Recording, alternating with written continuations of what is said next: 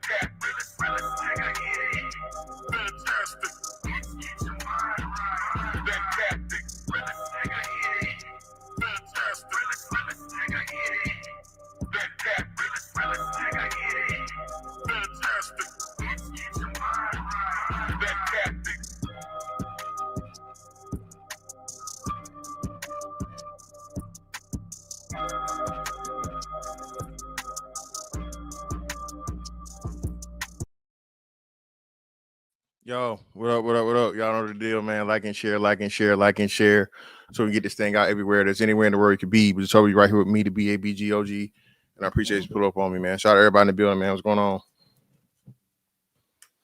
What's going on? What's going on? What's going on, man? Let me start off by saying happy birthday to my mom's birthday today. She was born the same day Michael Jackson was born. You know what I mean? But yeah, man, just left. My sister took her out to dinner. I ate earlier, and she took her out or whatever. I met up with them, just to see her for the day or whatnot. We got some stuff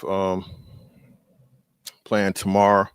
But yeah, man, y'all see what it is.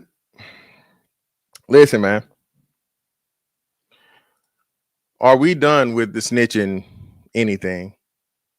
Are we done with this shit? The whole stop snitching shit has always been a myth. And the saddest part about it is it was never intended for the civilians.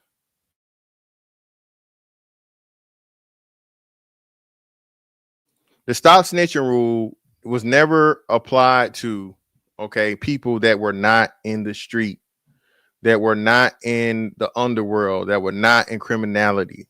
Okay. If you see some shit happen and you are a law-abiding citizen, all right, and you are not ready, willing, or able to go to war in vigilante justice against evildoers, you're supposed to call the police and the authorities. Okay. Now, there's supposed to be so much of an overwhelmingly good population, right? And the good people in the neighborhood, as to where they all come together to kick out the bad apples. Okay. Right. Y'all remember one of the best things, one of the funniest movies ever, right? I think like a childhood movie, Meteor Man. Put a one in the chat if you remember Meteor Man.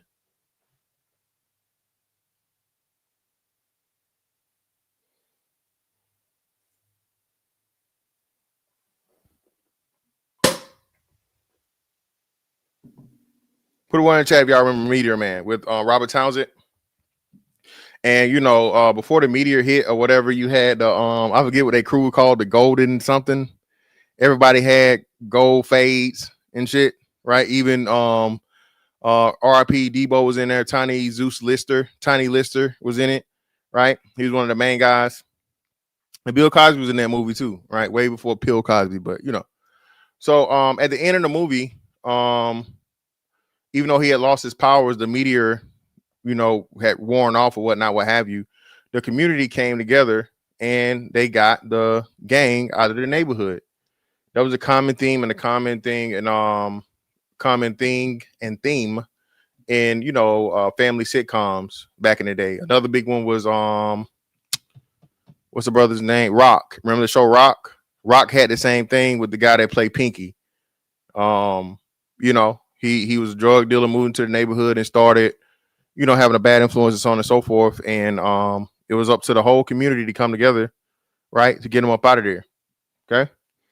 So this thing, bro, and this mentality where I said black people are living by the nigga and street code needs to stop this year, bro. 2025 needs to be the last year of us celebrating, propagating, making fucking excuses for anything to do with snitching, especially when all these street niggas telling, bro.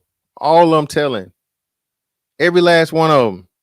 Now you got a few here and there, so on and so forth, but those that hadn't told is just that it's not recorded. And this whole thing came about with Young Thug because he didn't tell in this case or whatever, so on and so forth, but he literally told on somebody that implicated them in a shooting, right? So how the hell you gonna be on some, oh, this he a rat, he a rat, he a rat, he a rat. This motherfucker, the rat classifier out here, right? He's a motherfucking rodent expert. Whole time, this nigga out here, a rat too, at least according to the fucking street law, right? According to street law, you are not supposed to sit down in an interrogation and give police any information about anybody else concerning their crime. Okay? That's not what I said. I've heard several street niggas say the same thing. So I am not a street nigga. I do not desire to be a street nigga. I've never been a street nigga. I don't need to be a street nigga. Okay. But I do listen to the subject matter experts, which are the street niggas. And street niggas say you are not supposed to talk to the police any circumstances. You get in there in the motherfucking interrogation room. Hey, where's my lawyer? That's it. I don't answer questions. I don't answer questions.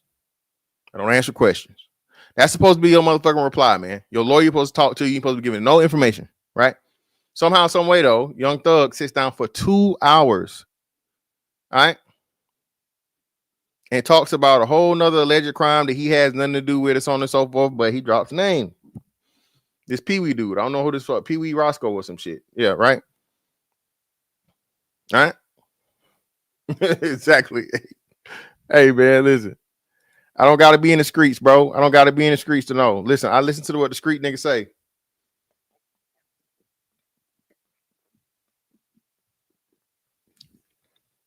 Listen, man. We gotta. I know King Pigs. You troll, but it's a good thing to open this shit up, right? To say this. Listen, bro. You don't have to be a fucking doctor to know that your fucking arm is broken. Okay. You don't have to be a chef to know that the food tastes good or that the food tastes bad. Right? You don't have to be a pilot to see an airplane fly. Right? We gotta stop this shit, dog. You gotta stop this shit. I don't have to be an expert in something or fucking what's the name to know all the intricacies of the fucking situation.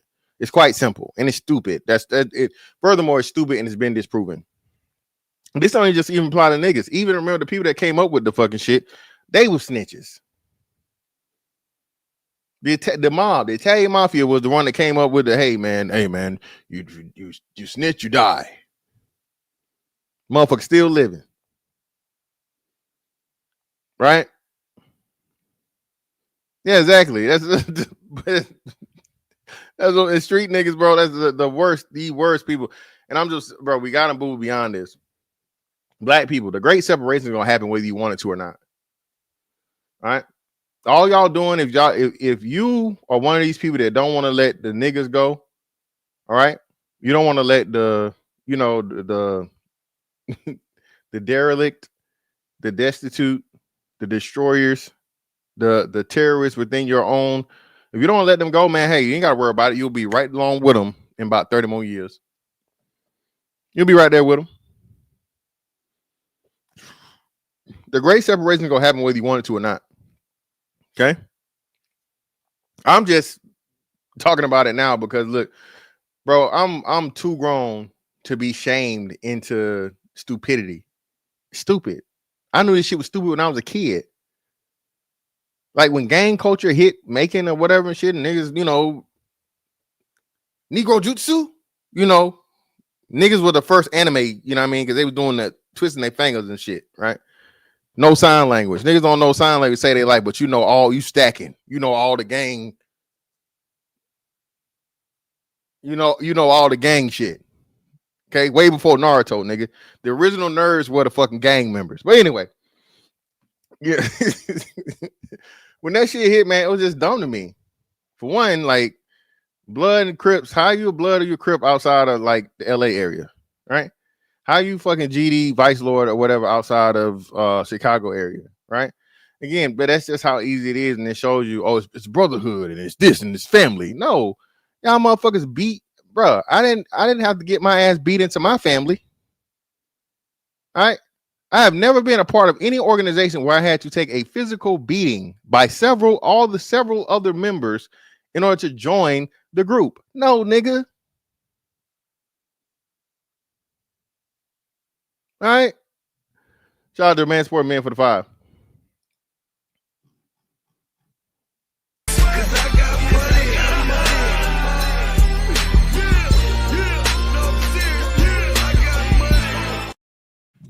Miss Fantastic, that's the price on your head talking about snitching. Hey, I hope they collect it. Be smart. Hope it's worth it. It's gonna be the first time. Yeah, man. Like, bro, I never understood this shit, bro. I never understood that. Yeah, man, you just got to get jumped in. Jumped in. So I'm just gonna let niggas beat on me, and you know, and then I'm what? I gotta fight niggas because they claim a different color than I claim. Shootouts and fights and nigga shit, nigga shit, nigga shit, nigga shit, nigga shit, nigga shit, nigga shit. And it's, bro, it's not sad. You you geriatric gangsters are the worst. I every time I see the Whack 100 nigga, I'm just like, bro, what are we doing? How are we gonna ever say anything to the youth, man? How and you niggas is out here? Shout out to Fatty. It was some nigga, I guess he either Instagram or a TikTok nigga. Crip Jesus. Boy, if you don't stop playing with God, Crip Jesus. When your ass line up in the line, Jesus himself go personally come out. No, I got this one. Go to hell. Go to hell on Crip. You know, I just don't listen. I don't get it, man. I don't get it. But this fucking this criminality being perpetuated, bro, is a major issue and problem. All right, by those who should know better and should be doing nothing but preaching against, you know, that lifestyle and those things, bro. You don't. None of these motherfuckers make it to keep none of the shit they got, man. Even Freeway Rick Ross, right, the one that did snitch, one of the few guys that didn't snitch that never told. They still took all his money. He didn't keep none of that shit. Bro, you make $1 million in a dope game, bro. You bro. It's just a matter of time. It ain't if, it's when. And with these RICO cases, bro, you are going to sit down for a long ass time. T.I. said, hey man, you make $1 million in a dope game, that motherfucker, hey, they gonna give your ass so many years, you gonna come out looking like Methuselah, nigga. Methuselah. Bro, it's guaranteed. And we living in the day of surveillance, bro. Bro, you know now, You don't even gotta swipe your ID and shit at the fucking airport no more, bro. This facial recognition shit, nigga. We are really living in the future is now, bro. I don't think motherfuckers understand it. Rick, not only hold up, not Freeway Rick Ross, the rapper. You talking about the rapper Rick Ross, not Freeway Rick Ross. The real Rick Ross didn't snitch. The rapper Rick Ross, you know he snitched. He was a cop.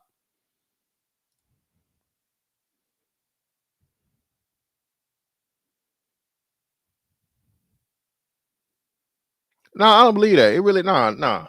Cause what's the nigga name? We forgot all about him on the Big U nigga. He finna sit down for a long ass time.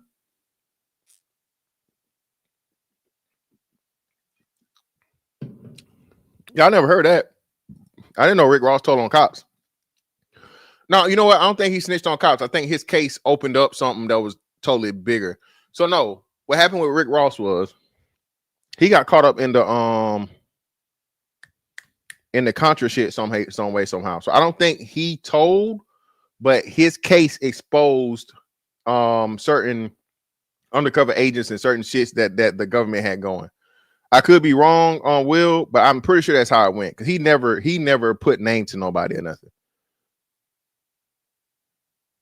Oh, he testified? Okay, well, shit. Well, hey, he snitched too then. Fuck it.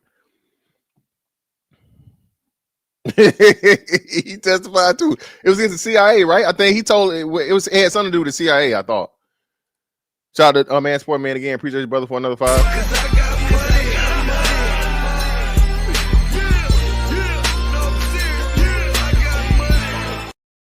Remember the documentary Cocaine Cowboys? The white man made it out to tell their story. Only one black guy made it out to tell his story too. Yeah, man. Listen, niggas don't. I told y'all, man. It's nothing more dangerous to a black man than another black man. White boys do whatever they got to do. They sit down, they do their time, or whatever. They get out. You know, these motherfuckers. It's a white dude that was he was a fraud guy. All he does is invite prisoners to his podcast to tell their stories about them making it through prisons and what got them locked up and all this other shit. White man with fucking slick back hair, and he was like a major fraud guy. Right? White boys, you know, totally different. And listen, to all you niggas that be talking about, I be making this shit up, bro. Hey, I'm gonna need y'all to talk to these prison tube niggas because I don't know if y'all know this. Whenever a prison tube nigga pop up in my algorithm, and I am not searching for this shit, this is why I be telling y'all, man, bro, all they talk about is niggas getting their butt took. Okay?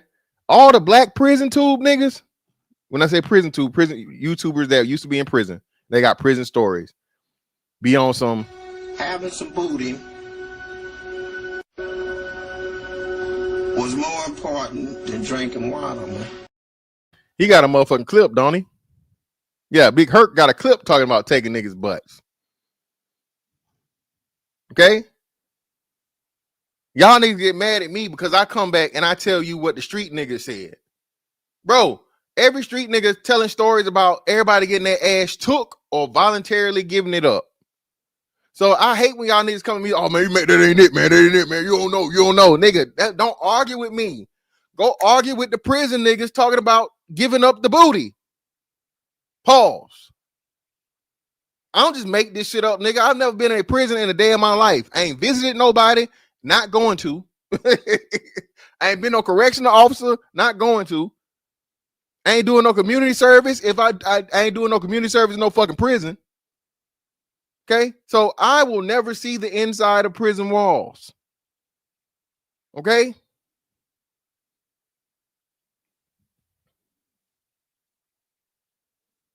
Yeah, that's just no. That's that. No, ain't no. It's only if you want it, nigga. This nigga I saw today talking about niggas getting knocked out and then whimpering too many times, man. Hey, man, my bad, brother. I'm just my bad, Dre. Sorry, brother. But let's get into this shit, man. The wild web of snitches and snitching. Now we all know probably the most infamous snitch at this point, I would say, would be Frank Lucas, right? Why? Because, you know, Denzel did the motherfucking infamous movie American Gangster, right? All right. And he did a great job. right?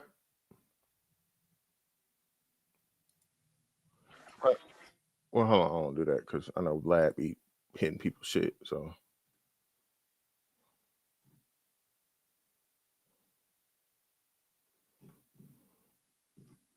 and people said that Frank Lucas was on some bullshit down. So they said Frank Lucas wasn't none of that shit he was talking about. He ain't had no bodies and he ain't have no dope and no coffins. Frank Lucas didn't have no plug like that. Frank Lucas was just some country nigga that, you know, used to work for Bumpy Johnson or some shit, they said.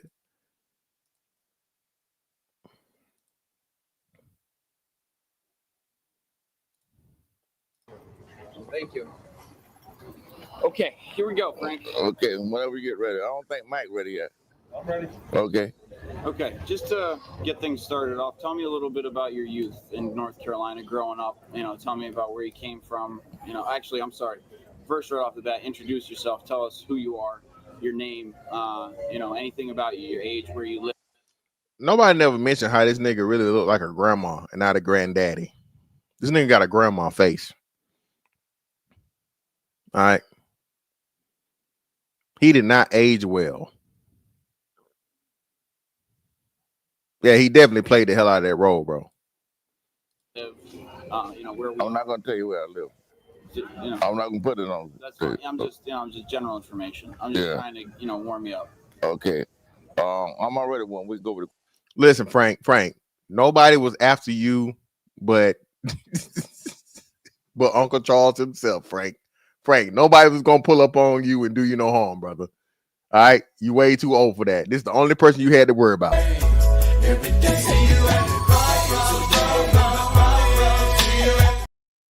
The only motherfucker you had to worry about was that motherfucker in that black robe and that motherfucking scythe. Okay, that's it. That's the only people that's coming to get you, Frank. Okay, the YNs was not fit to fucking come find you and do nothing to do you something. Stop it, Frank. I ain't gonna think where I live, goddamn. You know, nigga. What if you want to? Okay, what's your name? You know, Frank Lucas. Can you say my name is Frank Lucas? My name is Frank Lucas, and I live in No, hold on. I gotta do this. Now I don't know. Now I don't know if y'all remember this fucking this prank call. It's this one prank call where the dude's like a Realm Lowdown. Put it one in the chat if you ever heard that Realm Lowdown prank call. He sounded exact that motherfucking Frank Lucas is Realm Lowdown. I figured it out. Y'all know what I'm talking about? I gotta play this shit now. This Robbie dying, man. Every time. Hold on.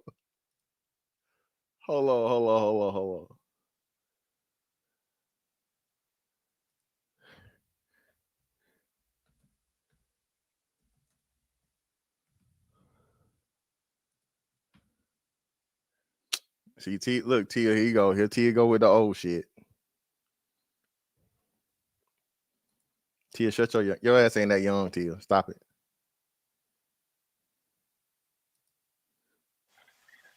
Oh, I got this shit right here, man. Hey,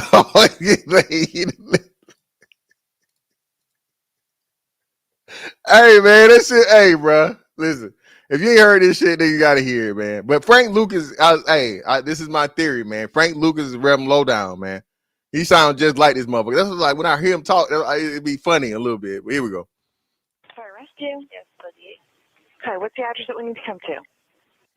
Pardon me? Your address, sir? 4220 Winfrey, baby. Texas Avenue and Rio Grande. I'm sorry, it's 4220 Winford? 4220. 4220 Winford, sir? Yes. Okay, and what's going on there? That shit happened yesterday, and you motherfuckers trying to put my ass in jail and not understanding what's going on. Okay, do you need medical attention? Yes. What is wrong? I don't know. I ain't no goddamn doctor.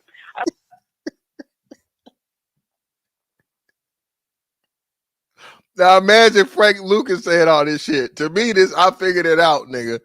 This Frank Lucas playing on the phone. He ain't got shit else better to do. He out of jail, so this nigga having fun. Okay, sir, I'm trying to help you. Well, help me send me some out here. What the hell? What's the hold up? Sir, are you feeling pain? What is the problem? I'm crazy as hell. SO, do you need us? I don't know what I need. Sheriff's office, are you on the line? Yes, we are. Do you need us to go with you? He said somebody can't have the insurance. I ain't had my goddamn medicine this morning. I ain't got no medicine. I went to the fucking hospital, and the doctor got mad because I told him that White boy, you fuck my mom. white boy used to fuck my mama a long time ago. Sir, are you in pain somewhere, or what is it? Yes, I got headaches in my leg and everything. I've been in a fucking fight. So you want the paramedics to come and check you, correct? What I thought you were getting? What the hell going on? What the hell going on? God damn it. Fuck you think I'm talking for? Sir, you need to calm down and talk to me. I am trying to help you, and I'm trying to send the paramedics, but I need to understand what the problem is. I don't know what the problem is. Okay, but you're feeling head pain. Is that correct? I've been injured. I've been hit on the head and everything else. How else do a motherfucker be a shot? All right, when did that happen? Yesterday. Damn.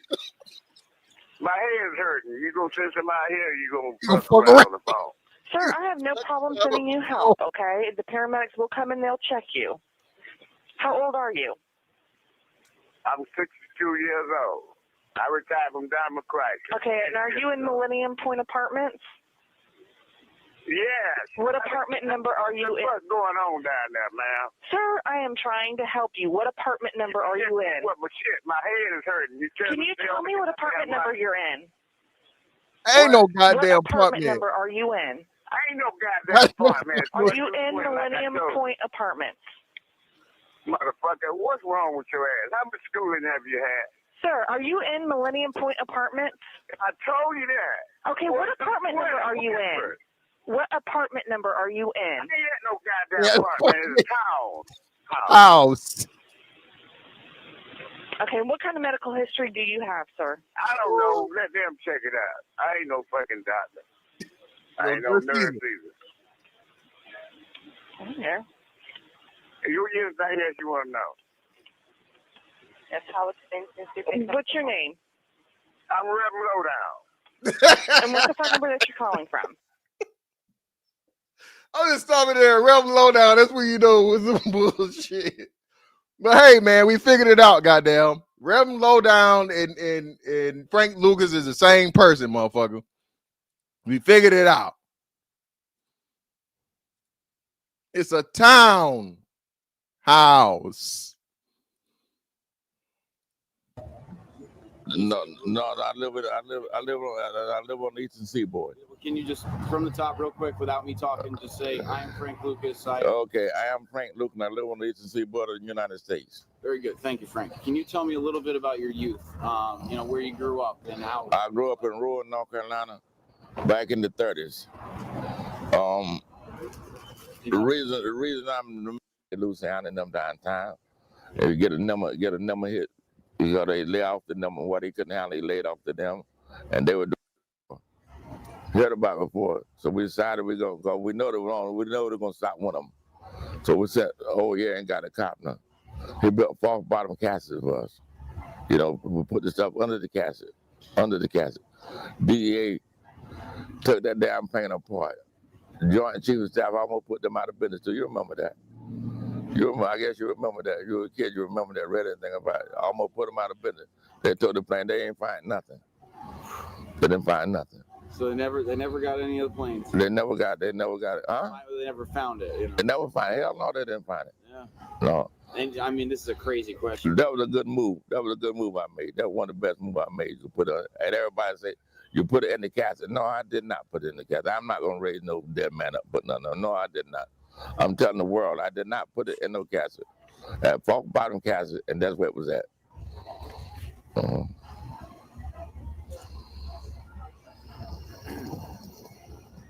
So basically what he's saying is he's getting it straight to where they didn't put the people in the casket and they had it up under the people. They had the bodies on top of the what's name. It was a false bottom to where the caskets were already shipped over there, sent over there. You put the drugs in the casket before they put the bodies in there, and then you ship them back home and so on and so forth. Allegedly, a lot of people saying that's made up, or whatever, whatnot, what have you. But that's what he's saying. What happened? That's the story. Everybody's seen the movie. I think everybody's seen. Pretty sure everybody's seen American Gangster at this point. Creed, what's going on, love? What's up with you? Yeah. See, yeah, Ezekiel, that's his voice, man. That's him, man. That's him. Well, that's what I'm saying. The bell. The same thing go for Nicky Barnes. Nicky Barnes snitched too. Nicky Barnes told on his people because they couldn't leave his pussy alone. Nicky Barnes said, "Hey, man, we got the commission. We got this group of drug dealing niggas. Hey, we all got money. We all got whatever. I'm finna go sit down, do this time and shit, so on and so forth. All right. Just one rule, man. Y'all niggas got all this money. Y'all niggas got all this power, all this influence. Don't fuck my hoes. Okay? Don't fuck my hoes. Fuck all the hoes you want. You got all the hoes in the world, nigga. Billions and billions of pussies. Just the one. Just leave that one alone, and niggas can do it. So shit, fuck it. Shout out to Man Sport Man again for another 5. Appreciate you, brother.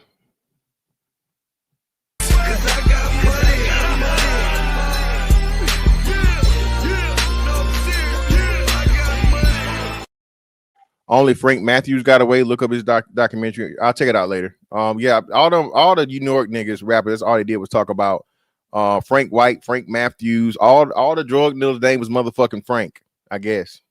I don't know. Yeah, Rayful Edmond, you know, Rayful snitched. Rayful was motherfucking running shit in the thing, man. I'm gonna pull up some footage of him too. Of course, you know, Alpo snitched. Alpo bragged about you know, killing Rich and all the other niggas he killed. Who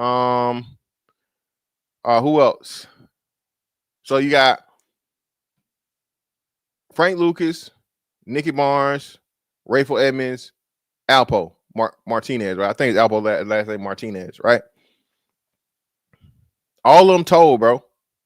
And funny thing about it was, right? I hope fucking Vlad don't, because I gotta play this. That's what it was. I knew it was something with Vlad. I knew. Let me see this real quick.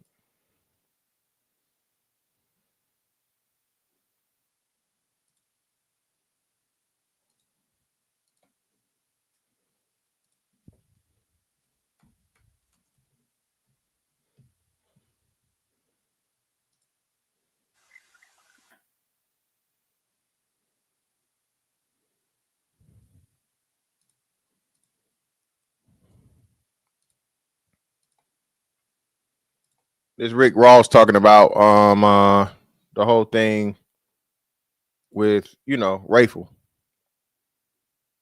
Rayful Edmond. Yeah, I heard Ray was out. Well, and this is the weird part because they're saying he was in witness protection, but there was a video of him like at the airport or something. So I don't know if he's really in witness protection. But Rayful is basically responsible for introducing crack cocaine to Washington, D.C. And listen, man, Rayful Edmond was a happy ass nigga. He didn't give no fucks. Every time you seen Rayful, that nigga was smiling, all 32 teeth. That nigga did not have a care in the world. And he looked to be kind of tall. He looked every time I seen him, he was taller than people that he was around. So I guess he's a taller cat or whatever, like, you know, 6'2" or better by his height difference to everybody he seen he was around, right? He just was happy. And he candidly talked about what the fuck happened. And Rick about to explain, like, well, nobody finna do that. Look, bro, all of this shit is a facade, dog. Most of this shit is like whatever. All this prison politics shit and street shit, bro, is who you know and who you are, who you like. All right? A lot of this shit that niggas talk about, bro, they can't play that shit with certain niggas. Because certain niggas can tell and they can kill. So, what you go, or they can fight. During the crack era. And because of what he did, it became the murder capital of the U.S. He was essentially buying between 1,000 and 2,000 kilos per week from the Medellin cartel. And they're saying he was making about $300 million annually. You know, he had employed 150 people. He was involved in 30 murders. But when he went inside, he ended up snitching on 300 people. They actually created laws in the feds based on what he did. I remember me and Terrence were talking about this. Yeah. It's been a lot of rumors about that. You know, when I knew Rayford, he was way smaller than that. Well, you actually interacted with him? Yeah, Ray used to come to LA. Oh, so he would cop from you? From Melvin Butler, And Melvin Butler's who? one of my guys. Well, he get flagged, but I mean, as long as I'm doing commentary, y'all should be straight. I mean, I think I've used Vlad stuff before, but I should be good. I mean, Vlad, I'm fucking doing commentary, Vlad. Goddamn. Okay, so why did you not deal with him directly, considering how much work that he was buying? He wasn't buying a lot of work at that time. Yeah, fair use, just in case. But yeah, Chlorage is fair use. Oh, okay. And you don't go around your guys. Okay, so that was your guy's customer. Whatever y'all do is between y'all. Got it. Okay, so I guess later on, that's where he got the plug to the Medellin cartel, and he didn't have to go through you guys anymore. Yeah, I'm not. I think he got his Medellin cartel plug in jail. Oh, right, because after he got arrested, he continued to drug deal. Yeah, I think that's where he really went crazy with it. I mean, when you say you think Rayful was murdered, I don't think he was murdered, man. I don't know. I don't think he was murdered. I just think, like I say, he probably had something going on or whatever, because he died like a month after he got out. So I don't think he was murdered, bro. You don't. I mean, because Alpo was murdered and everybody know about it, even though it had nothing to do with, the drug shit, his previous life. If he would have been murdered, it's no reason for him to hide it. And I mean, what information would he have that's so pertinent? You feel what I'm saying? So I don't feel like Rayful was murdered. you hear about someone that you dealt with on a business level, not directly, but still, it's under your organization. The cocaine ultimately came from you. And he turned around and told on 300 people. Well, what do you think? I mean, that's life. That's how it is in the cocaine game. Anybody who's selling drugs and not prepared for people to be telling in that line of work. I mean, we be sitting in prison and they bring in 10 or 15 guys and they be like, how many of them gonna tell? That's a normal thing. I mean, but in prison, though, there's a really harsh set of rules when it comes to snitches. Like, if you're a snitch, they generally put you in PC, right? Nope. Yep. Nope. Another fucking misnomer, another motherfucking myth that everybody think like this prison code and these prisoners just have this ultimate motherfucking code they fucking live and die by. So you could be on the yard. There was guys that nobody was gonna touch. Why is that? Because he was a tough guy. He whoop your ass. Oh, you call me a snitch and he beat you up. Now you done got beat up by the snitch, right? Or he got enough bread to pay everybody around him to motherfucking beat motherfuckers up that call him a snitch. Bro, all this shit is fairy tales and motherfucking and promo, man. This street shit faker than the WWE. Script wise, of course, people dying and shit is on and so forth, but the rules of this shit, bro, is all make believe, dog. Young niggas, if you are in this street shit, bro, leave it alone immediately. Get out now. Find something safe to do with your life. Find something constructive to do, nigga. Go get your CDLs. Go get your HVAC. Go get your welding. Go get your fucking plumbing license. Go get your electricians. Bro, this shit is not going nowhere, dog. And trust and believe, before Trump get out of this shit, there's going to be another hard crackdown crime bill for you street niggas. And I'm going to clap. I'm going to applaud. Because prison is where your ass want to be, like Donnell Jones. And he going to put you there. Well, there's always someone tougher than you. No, somebody that's the toughest. Hey, man, listen. No matter what you want to say about the real Rick Ross, this Rick Ross right here, Freeway Rick Ross, this brother speaks very, very with a lot of wisdom, man. Okay, he don't really motherfucking promote or perpetuate the lifestyle and shit. Now he tells the stories and shit, but laid back cat. Always, he ain't never really talking that crazy, so on and so forth. I think he Lil Duval daddy, low key. We ain't confirmed that yet because that look just like Lil Duval, but no, man. Yeah, always got something, Well, there's also weapons. Yeah, and some of them use weapons too.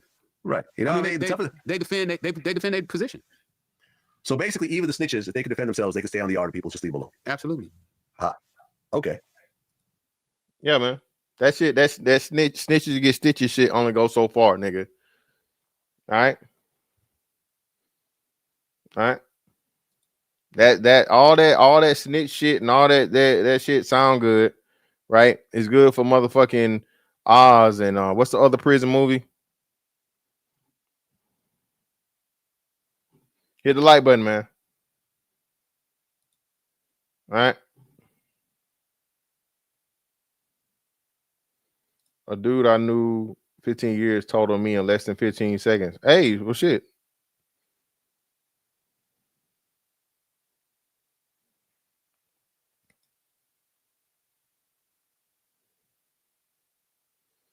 Nah, I still apply self, don't tell on self. Well, I'm missing that one, brother. Niggas tell on themselves all the time. Oh, he said he's real cool. Had a label and my stepson was on his label. Okay, for sure, for sure. Nah, niggas tell on themselves first, man. Niggas tell on themselves before they tell on anybody else. But niggas tell on themselves, but then after they tell on themselves, they gotta tell on somebody else because they don't want to do all that fucking time.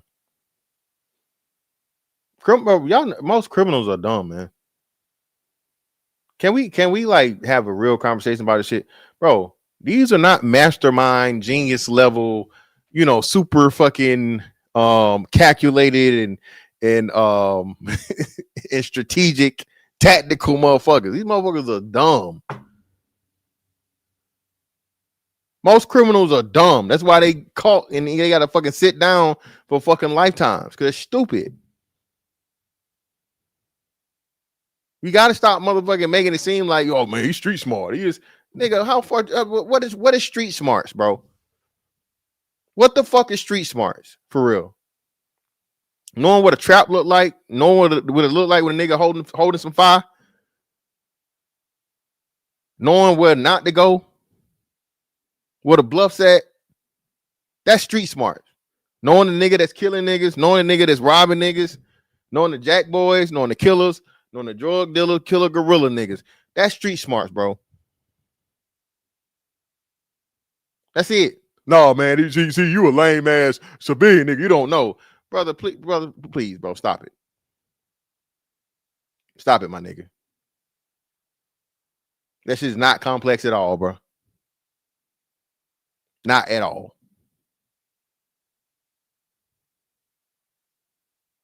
And furthermore, if you so smart, how you get caught?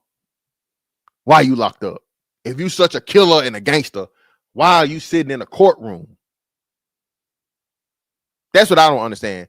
These niggas that's got more bodies than a motherfucking mortuary somehow end up going to jail, standing trial, and going to court, standing trial, and end up in prison. Nigga, why didn't you shoot it out with the police? Why? You done killed all the regular niggas. Probably a couple babies and some grandmas along the way too. But you lay it down for the cops?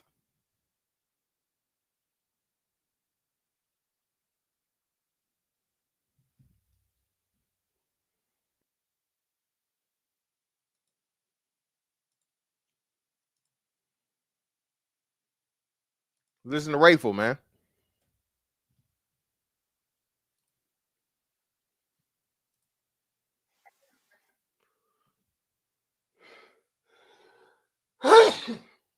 Oh shit, excuse me.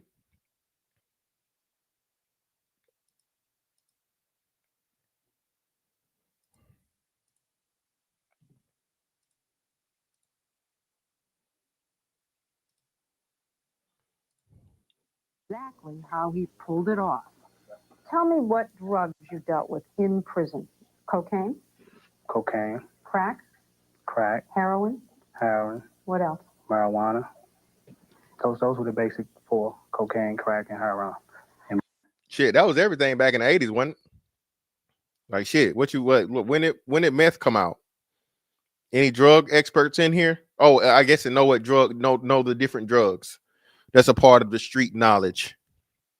Okay, you have to be versed in drug recognition in your bachelor's of criminality in the streets. Appreciate you, real brother. Appreciate you, brother. Appreciate you. Was there any other drug in the 80s? Was meth? Did meth come out in the 80s? The 70s? Meth was in the 70s? Damn.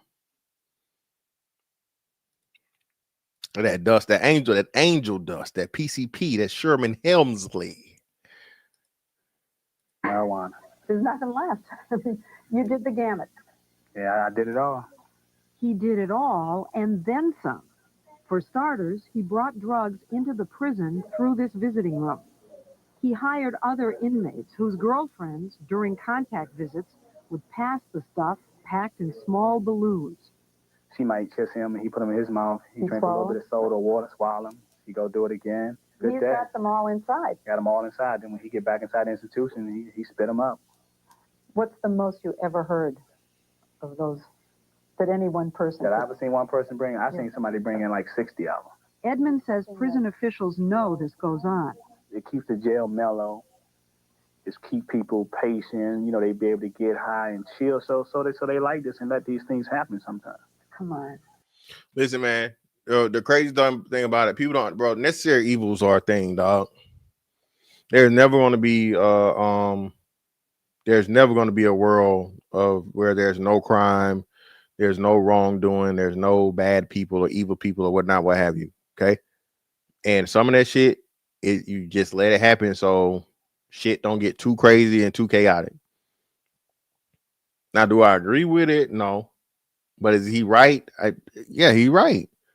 Once you understand this shit, man, a lot of the shit you see, like, hey, man, well, that's not fair. It's fucked up, and that's whatever. It's unfair and it's fucked up, but that's the way the shit got to operate in order for, you feel me?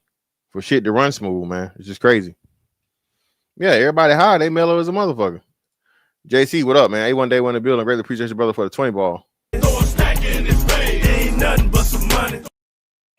My guy, man. What's going on, bro? Yeah, that's what they do. He wasn't just selling drugs to other prisoners. He also masterminded the shipment of more than 2 tons of cocaine and crack from the coca fields of Colombia to the District of Columbia. In some ways, he's like the Babe Ruth of crack dealers. Eric? Babe Ruth of crack dealers is crazy. And that nigga should have been the Jackie Robinson, Eric Holder. Okay? Black man. Holder, the Deputy Attorney General of the United States, was, until recently, the top prosecutor in Washington, D.C. It was his office that locked Edmund up in the first place. Tell us the magnitude of... But that's Rayful, man.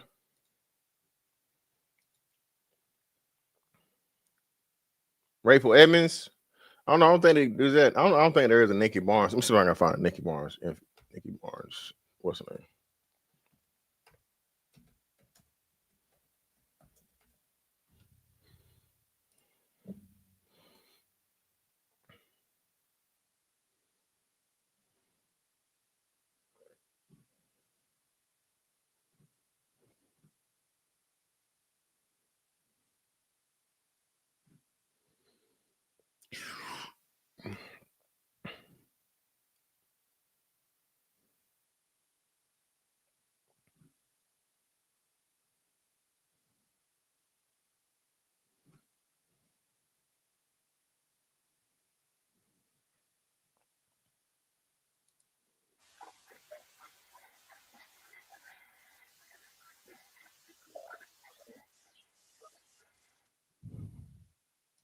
This the dude right here, Guy Fisher, that allegedly is the reason why Nikki said, fuck that shit, nigga. Tell it on everybody. In 1983. Was there a drug council? Oh, the drug council is a myth. It's the first time I heard of council was when I was in court in 1983. Guy Fisher, who had a brief affair with Barnes' former girlfriend, Shemeka, was a member of that 7-man drug council, according to Barnes. Fisher is now serving life without parole after Barnes testified against him. Listen, fellas, hey, man. Hey, don't let no motherfucking moment of pleasure bring you a life of pain, my nigga. All right? This nigga pretty much, like he said, all over one piece of pussy. That pussy better have been good, nigga. All right? At least it better hit like this. Ooh. Ooh. Oh, God.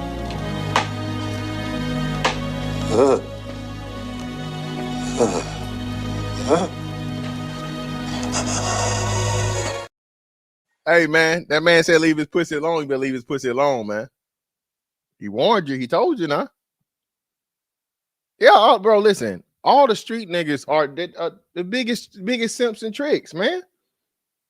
constantly paying all this money. Niggas taking care of home, and they home is prison. 1% of these bitches hold it down. He knows she out here fucking, but he's still taking care of home from the inside.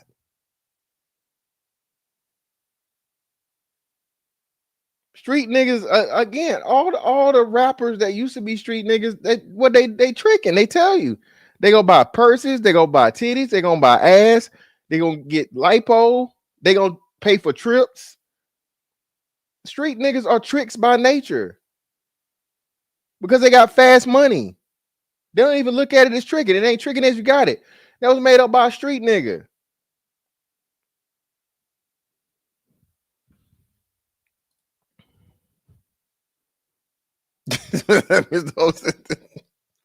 Hey man, that pussy right there, boy. Yeah, that's a one time, man. You gotta hit that shit one time, leave it alone, bro. Let's see.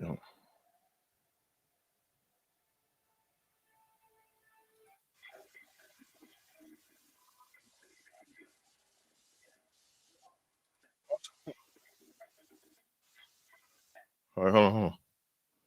Here we go. We got Nikki right here, man. Nikki gonna tell y'all what happened, man.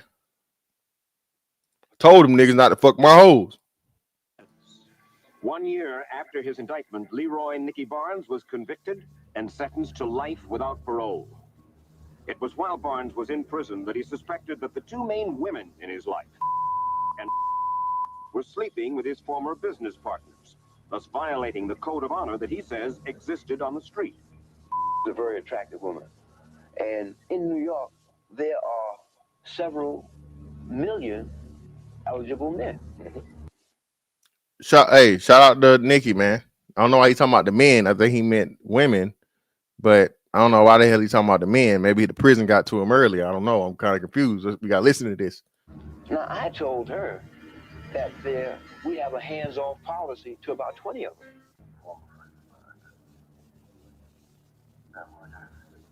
I can't think of very well. They were a couple of friends of mine that were supposed to be doing things, you know. Yeah. And well, they're doing things against me, really. Mm-hmm. And I have no way to reach out to get to them, and I want to get back at them, really. Mm-hmm. Tell me what it is you have in mind. They were a couple of friends of mine that were supposed to be doing things for me, you know. Yeah. And well, they're doing things against me, really. Mm-hmm. And I have no way to reach out to get to them, and I want to get back at them, really. Mm-hmm. That's my primary reason. Were you surprised that he was going to do it? I was surprised that a person like Nicky Barnes would do it. When it comes to testifying, I testified against the guys who were Archbishop Frank James,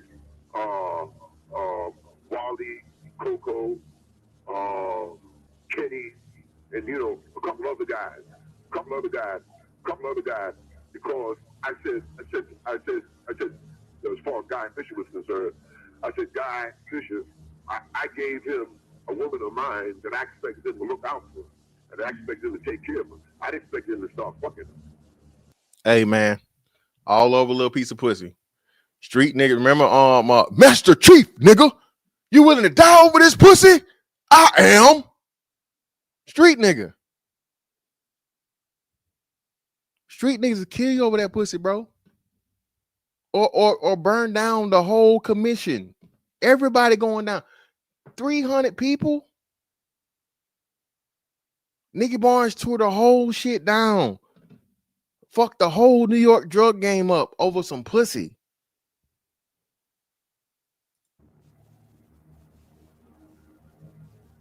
Drug counsel is a myth.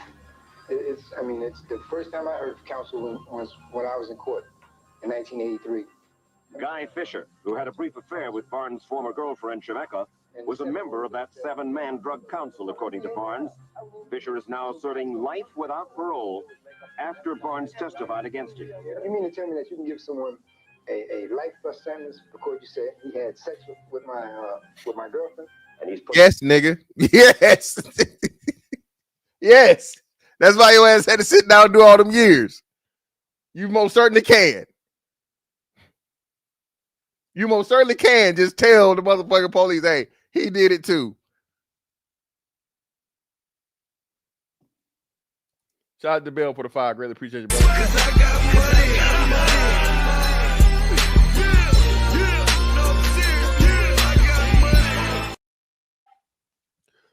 Richard Wersch Jr., aka White Boy Rick, in the 1980s became the youngest FBI informant ever at the age of 14. That's crazy. I think I remember I saw that the movie they made about White Boy Rick.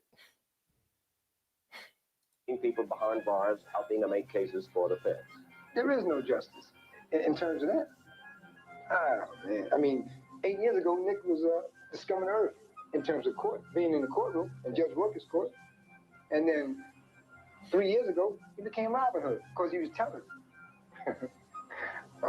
It's really sad, you know. I'm laughing. Hey, man, yeah, you laughing, nigga, because your ass got to sit down and do them motherfucking years, nigga. And you ain't got no choice, but you ain't got no choice to do other than you either gonna laugh or cry. Who we missing, y'all? Did we cover everybody? Oh, Alpo. One more left. Alpo.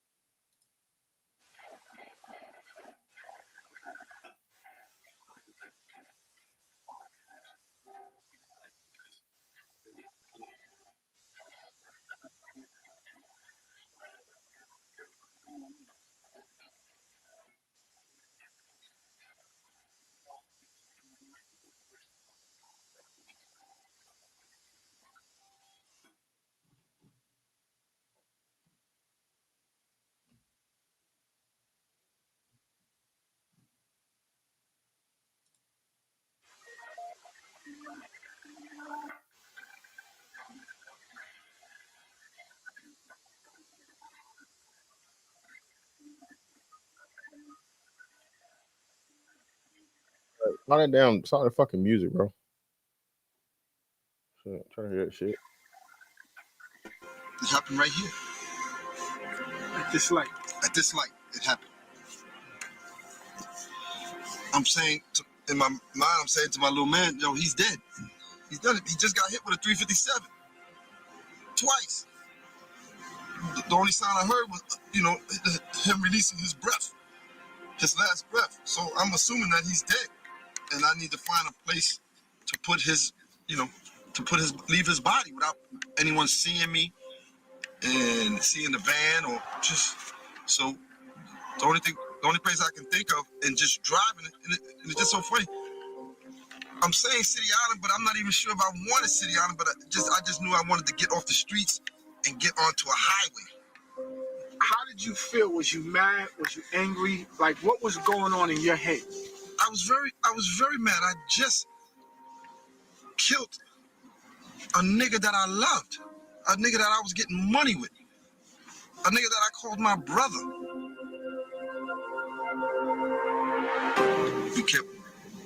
We kept driving this way, and until I can find a remote spot to leave the body. Go around this turn right here. Yeah, loop it real quick. It was somewhere over here. So I pulled over like. So this is him telling the story about how they killed Rich Porter. Right here, just through the van up on as close as I can to the rail. Once I pulled over, my little man, Gary's probably like 5'3", 1 something. So I'm trying to stay behind this. I'm trying to stay behind the steering wheel. I'm trying to stay in the driver's seat just in case we got to pull off, and have him go dump the body. But when he went to go try to dump, get Rich out the car, he couldn't pick him up.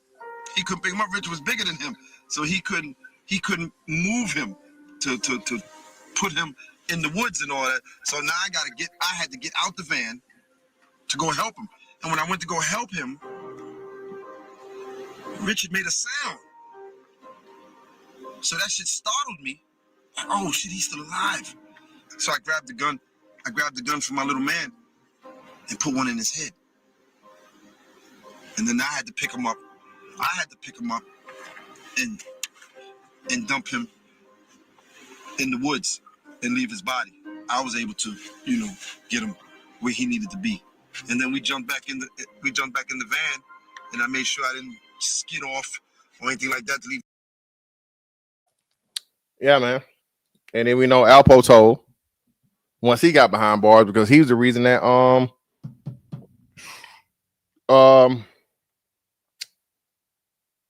of the most dangerous brotherfuckers of all time got locked up. DC legend, man. Anybody know who that is? The most dangerous brotherfucking gangster of all time?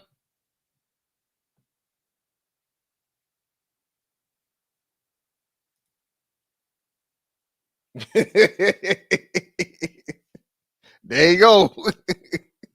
There you go. Hey, y'all, the FBI knew that Wayne Perry was fucking them boys. Okay? The FBI, and during surveillance and them trying to get to him and you know what I mean, lock him up or whatever, they knew that this nigga was, real life Omar shit. Yeah, Wayne Perry was real life Omar.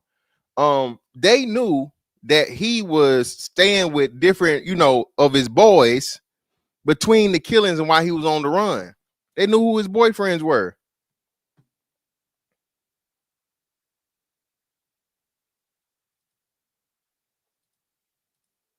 Gay niggas can be killers too now. Listen. One thing I know, listen, bro. I told you, for one, if a nigga can take the pain of a punch, okay, my bad. If a nigga can take a penis for pleasure, okay, he can withstand the pain from a punch. That's already a diabolical nigga just by itself. Okay? I'm not fighting no nigga, and I'm not even trying to get into it on nigga like that because he will go lengths that I don't even think it's possible. Okay? But now we to the main thing, man. We are to the main fucking topic at hand.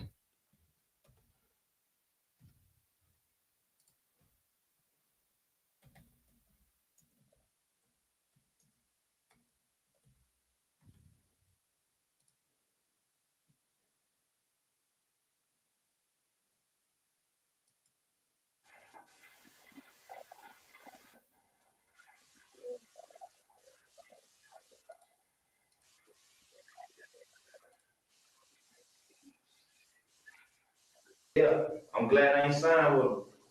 Cause I would have been the same way like Wayne, showing out about my money, trying to sue his motherfucker. Cause I always had in my mind, I ain't even one of them type of niggas like him. That nigga would be switching so fucking much. He'll literally do an interview and be like, yeah, man, I be tripping. I don't know why the hell I bash little bro in the face like that, and I'm sorry. I forgive him. He's a fan. And then he'll be at his show, goddamn, a week later, like, fuck, this nigga gay. Because, that's what everybody hearing. You ain't never heard of that? Everybody saying, like, you heard. Yeah. Young Thug gay. So that's what he was making jokes about in his shows. He was like, fuck Birdman, fuck Cash Money. You said somebody not wearing a shirt on your album or something like that? Because my album is called Carter 6. His album is supposed to be Carter 5. I looked up to this fool so much I named my Carter because a while back he was like, the Carter 5 is my last album. And then I didn't know that album was gonna be held. I thought that album was gonna drop. So he dropped that. Yeah, man. So this is him pretty much Lil Wayne, right? And Thug told the story. He told the story about, how Wayne chunked him off when they met and he was offended. So that's when they had the tour in Atlanta, right? That the tour bus got shot up. Allegedly. And that's where the Pee Wee Roscoe nigga come in at, because somehow, some way, he ended up getting pretty much pinched for that situation, right? Now, I don't know exactly where it is in this or where he bring him up. Let me see if I can find it. Yeah, what's my name? Curly head. You remember Curly head? He ain't got no hair. I'm going bald, man. Hey, she said, I know. We shot the Birdman. He shot the Birdman. Now listen. Even I know this, bro. Bro, why are you? He's talking to the police for almost 2 hours. Okay, Almost 2 hours. Even trained interrogators can slip up, be ran to expose information they're not supposed to if you talk to them long enough. That's why I tell you, man, all these criminals are dumb as shit, bro. Young Thug is not this fucking, this Rhodes Scholar, genius level, intellectual ass nigga. Please, let's stop the bullshit. Nigga, you talking to the police for 2 hours. I'm surprised you only told on one motherfucker, to be honest with you. It's like rappers these days, back in the day. Around your house and you can't go relax down. Lives in ATL. I don't do it. Huh? I don't do it. I don't do nothing on that. I say halftime. Still, damn. I put a video the other day and shot him out. I guess he seen that, then he just finally just put it in his head like, okay, this little boy don't hate me. This nigga probably think I hate him. I'm like, bro, I would want to die with you, nigga. I don't do music with this fool. He said he do music. After this album, song against him. No, I read y'all tattoo. Look at this thing. It's running your eyes, no matter what the TV show. 8 hours, you be like, bro. Police film. Hip hop lives in ATL. Nah, there was some motherfuckers in my house that I would never think was the cops. Because the beards and hairs and beards. I seen one today, I was like, man, he was like, man, who was finna cut my. I don't diss nobody no records. You know, that shit get you blackballed, even if you wanted to. Yeah. Even if I ever in my life felt like, okay, I want to diss Lil Wayne. What the fuck? Crazy. Hip hop lives in ATL. You talk from Simpson, Lil Wayne? Besides, like. I ain't never in my life talked to him. You never talked to Lil Wayne? Ever. Man, the only thing this man ever did was dap my hand. He got on my song, but I ain't do it with me. I was like, just putting pressure on Bird, like, why the fuck? But I know that. So Bird thought he was being slick by telling me, I ain't gonna put the album out because he ain't gonna do that. And he got him single out. I put the album, I ain't gonna flunk. So that was in my mind. But the whole time, it ain't that. The whole time is, you owe this motherfucker for the album you done already dropped. Yeah, but why isn't he paying him? Just pay him. Just pay him. He gave, this nigga told me, hearing in the streets that this guy is a real fan. He was still being kind of funny with him. He was like, I don't know what kind of fan he is, but I feel like now that I've paid attention that he's a fan, and I'm sorry. Anyway, man. I don't know how, that might sound stupid as hell, man. Either way, man, this is shit right here. I can't find out where he mentioned the dude, but he ended up mentioning the guy, right? If we all that haven't been following the whole like the real life soap opera of Atlanta, right? So you got YSL, which is Young Thug and all his people. Then you got YFN, which is Lucci and them. YFN and YSL get into it because somebody from YSL allegedly kills somebody from YFN, dude called Nut, right? That's who Lucci was always singing about and talking about in his songs and shit. So somehow, some way, they get into a shootout with the YSL niggas, and in the midst of the shootout, one of his homeboys, Lucci's homeboys, get killed in the fucking truck.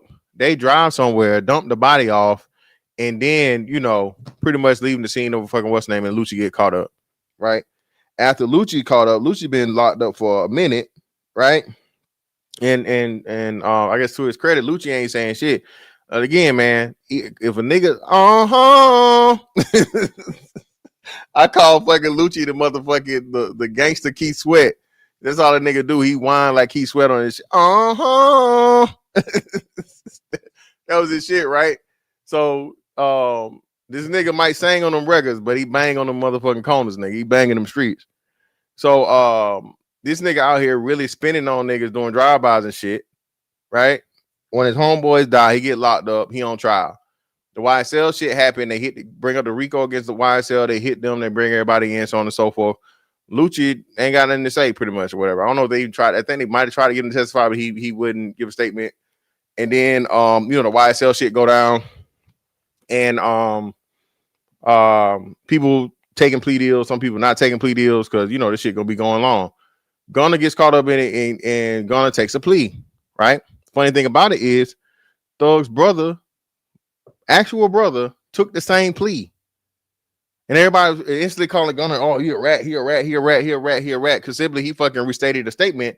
And then, like Gunna said, he wasn't even gonna testify, right? A part of his condition of the plea was to not have to testify later on in the fucking what's name. He just did the plea so he can get out and go on by his way. And you know, hey, made some pretty good music. Came out, made dope ass, probably one of the singles of the year, not the single of the year. And you know, that album overall was solid, right? Thug trying to play two ends against the middle, like it's cool, I guess, because he's on YSL, but then he caught talking shit about Gunna to Dirk, I think. Like, you know what I mean? Somebody, I want to get at that fuck nigga on the song or some shit like that, or whatever, some shit, whatever. So Young Thug is just living this, you know, gangster personified, like Rollo say, some John Gotti shit, to where he just a nigga that's the king of Atlanta, the main street nigga of Atlanta that's gonna say who is and who ain't and whatever, so on and so forth, right? Gunna's going by his way. He ain't really worried about none of this shit. He said support for Thug, you know, hey, wishing for him to get out and shit. Thug case, of course, we know the nigga ended up getting 20 years of probation. He get out and he immediately on some, you know, Gunna or rat shit, right? Nobody want to hear that shit and all this other as he said about the latest album he did. But lo and behold, this shit come out and it's like, well, hold on, man. Whoa. What are we doing here? Hold on. This nigga told. Not only did he talk to the police for 2 hours voluntarily, he told on somebody else. It's supposed to be his man's. Right? So niggas is trying to figure out, like, Academics' main thing is, and shout out to DJ Academics, man. Hey, man, y'all only apply this snitching shit to niggas you like or don't like. Depending on how you feel about the person, depending on whether they snitched or not. And now we got one of the first snitches, right? Which would have been one of the most understandable snitches, where even Waka said this shit. Waka Flocka said, hey, man, what you expect the nigga to do? Niggas done kidnapped your girl. They done put pistols and guns to your head and beat you up. Hell, I'll tell too. I don't think he said he would tell, but I don't think Waka said, but he said he understand. Oh, I just want to know where all the energy at. The Young Thug situation. I stood quiet 2 days just watching it play out, watching what excuses the people come up with. Every day, every year, every time a nigga come out, y'all move the goalposts further. Oh, nah, bro, it's different. No, it's different, bro. It's different. You told, like, before 12 in the afternoon. Like, that's a forbidden rule. You can't do that. No, bro, it's okay, bro, because he told after 3, like, bro, it's so easy. They tell you have the right to remain silent. Anything used against you could be used in the court of law, whatever the fuck the case they say. You have the right to call an attorney right now. You spoke for 2 hours. 2 hours. It's me beating a horse. Like, I'm not saying that. Y'all heard what y'all heard. Where's all the energy at? Why hear everybody quiet? Why Lil Baby, 21 Savage, Future? Why you not saying nothing? Yo, hey, man, he got a point. But Whack about to address it, man. Whack 100, the, you know, on Pyro. About to address it, man. And again, shout out to DJ Academics, man. Listen, DJ Academics, as much people talk shit about the brother, again, he's a pioneer of this space, of the streaming shit. Without DJ Academics, you wouldn't have no Kai Cenats and what's the boys call that group? What's that group? YP or some shit like that. What they call it? What's Kai Cenat group called? Duke Dennis and shit. Without Academics, bro, that lane wouldn't be as prevalent and prominent as it is. Right? Yeah, big act, man. AMP, I appreciate it. AMP. Jumped on it. And his narrative is if people like you, then you ain't that. And he right. Now, I'm not gonna say he ain't that, but I know the dude. I got some respect for the dude. So I just won't disrespect his name. Now, Gunna, I'll call him a rat.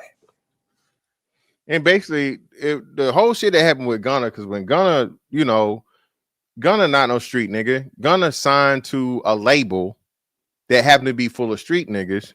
And then he started hanging around street niggas and adapting to street nigga lifestyle. But he was never in the streets. So he get caught up in some shit that he really not about on some real music shit. Gunna is a fucking rapper. All right. Hate him or love him. The nigga's a rapper. Right. So he's in this for the business opportunity, not understanding that this shit is a dual thing. This is a street gang, a street organization, and a record label all at the same time. Well, no, he knew. Well, no, again, man, listen, a lot of shit that be around you and you just think it's just a rapper lifestyle. Not these niggas really out here spinning on niggas and whatever. Gunna was never involved in any of that shit. So now he a rat because he takes the same plea that Young Thug's blood brother took, and he the rat. But again, he won't. Listen, Ack won't even say a rat. He won't even say a snitch. He said, "I'm not gonna call him a thing because I got respect for the dude."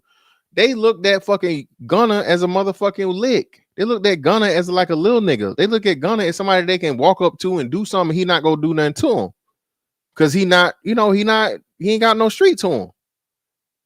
And this is why I say, man, there are way more legal, justified motherfuckers out here, man, that it never gets talked about. We only hear about the crimes, bro. But it's a lot of motherfuckers that get laid down out this motherfucker by non-street niggas. All right. There are far more law-abiding citizens carrying guns than criminals. Okay. And every now and again, people replaying this damn thing, and it pissed me off, bro. This content farming shit is getting old. So everybody keep talking about or remixing the case that happened in Atlanta back in 2019. Remember we reported that shit? The 3 little niggas broke into Buddy's house. And he laid all 3 of them down. They shot at him. He shot back. Didn't miss. All of them dead. I think it was like 2 15-year-olds and 16-year-olds, 2 16-year-olds and 15-year-olds, however it was, right? People are now retelling that story about, the one in Atlanta, like it's some shit that just happened. But that shit's 6 years old at this point, right? But still goes to show you that, listen, man, bro, please don't believe that just because a motherfucker, that, you know what I'm saying?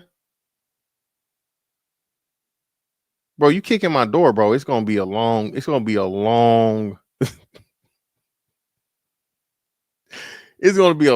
night, and probably your last night. All right, you kick my door.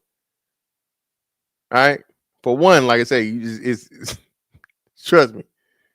All right, yeah, man. Hey, shout out to RP Scooter, man. RP Scooter, RP School. You know what I mean? That's trouble.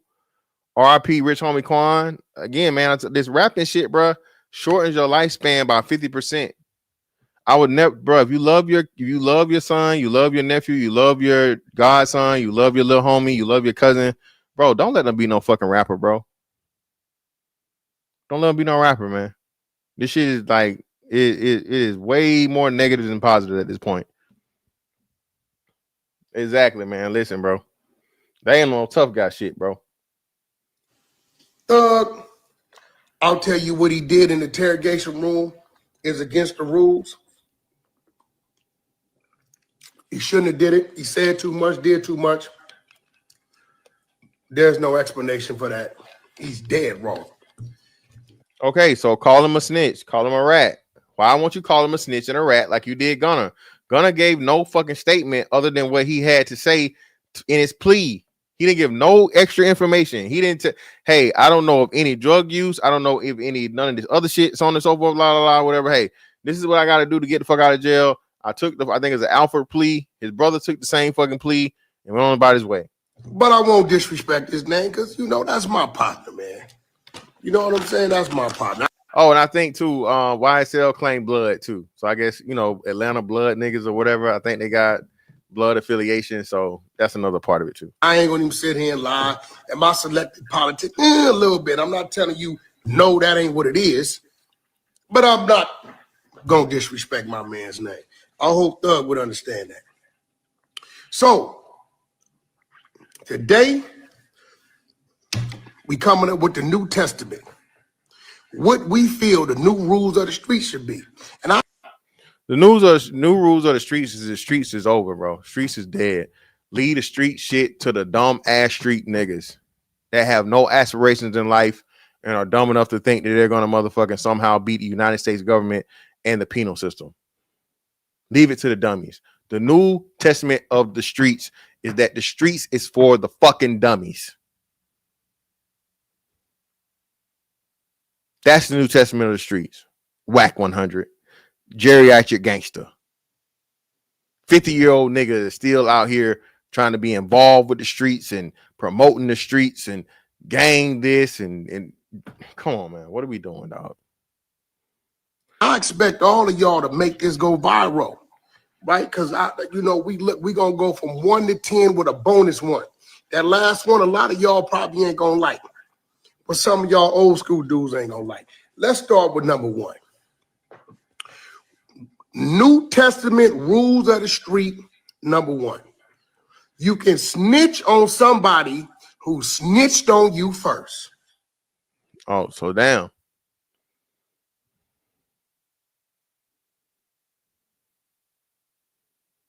So damn. What was the name? What's the nigga name? Gold all on my chain. Gold all on my ring. What's that nigga name? What's the nigga name that had the song? I can't think. He got the hair and shit. He was a shoe nigga too. A lot of people don't know. Hey, he was an OG sneakerhead, man. Trinidad James. That's his name. Trinidad James. Trinidad James. I guess. Hey, I don't fuck with snitches. Don't tell me who telling. Bro, you a snitch for saying who snitching. And Trinidad James ain't never been a street nigga. Never in life. Y'all see what this nigga was on. This nigga was dressing like a motherfucking That 70s Show extra.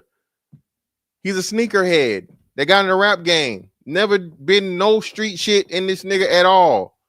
But he put one of his most iconic lines on his one fucking hit wonder was, I don't fuck with snitches. Don't tell me who telling. Nigga, what?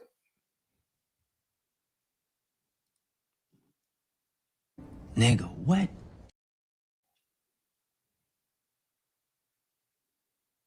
But now you can snitch on the snitch.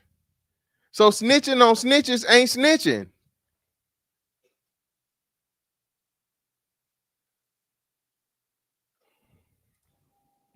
Hey, that's the first new rule that's being proposed for the New Testament of the streets. Rule number 1, you can snitch on somebody who snitched on you first. That means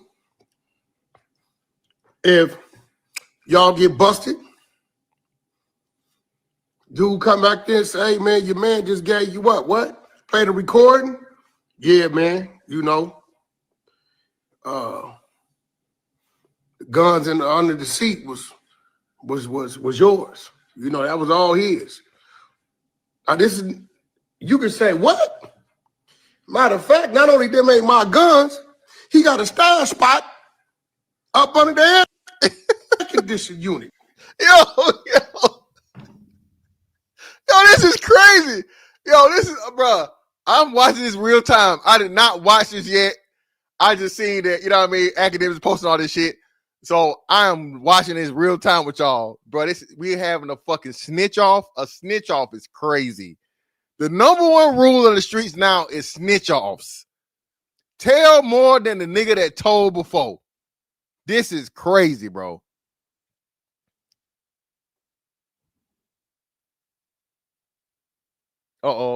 Fighter said Young Thug didn't tell, and I don't care about him as an artist. Brother, he told. Everybody saying he told, bro.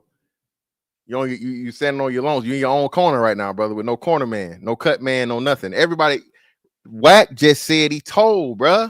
He told. Come on, Fighter. He told, bro. Listen, man, we just going off of what we see the youngsters gravitating to. This is for me, but it's what I'm seeing the youngsters doing because I'm tired of arguing with y'all. So rule number 1 of the New Testament of the streets, you can snitch on somebody who snitched on you first. Number 2, now I like this one. After 10 years, however it falls, with no incident, one can cross back over to being a civilian with no expectation of the streets or its set. I kind of agree with this one. I think it needs to be a lot shorter. It shouldn't be a 10-year. What's the name? I think you just be able to say whenever you want to, I'm done with the streets, and you out of the streets. Niggas in Chicago will love that shit. Cause shit in Chicago, nigga, that beef is up and stuck for life. You never safe. Your ass be in a nursing home when nigga come up and lay your ass down. So I agree with this thing. If you're dumb enough to make them, and people make mistakes, right? Everybody makes mistakes, right? You're a victim of circumstance a lot of times to your surroundings and your conditions. So you may succumb to it. I feel like if any man at any point in time says, hey, I no longer want to associate with this organization for whatever, shape, form, or fashion, you can do that shit to a job. You know what I'm saying?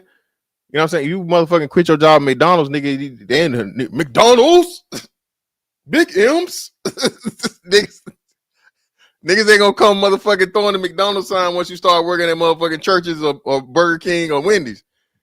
You know what I'm saying? This shit should be, hey man, I'm done with that shit. I'm done. I'm not fucking with that shit no more. I'm not in the lifestyle. Clearly, bro, I got a family. I got aspirations. I was young. I was stupid. I learned better. I got a plan for my life, bro. I'm done with the streets. Point blank, period. That shit should be a split-second decision. Shouldn't have to be no grace period. Hey, calling him about nothing. He all the way back civilian mode. So if y'all want to go over there playing with him, he can treat you like a civilian. 911 operator. Yes. Some dudes are at my door. Do you know who they are? I definitely know who they are. They're from my old day. You know they could do all that time. Yeah, that should be day one though. That should be the same thing because listen, the idea that bro, everybody is on some get it back in blood. They go shoot it out. They got steppers and shit, bro. Even bro, the majority of street niggas not steppers. Chat participation. What percentage of street niggas is killers? 5%.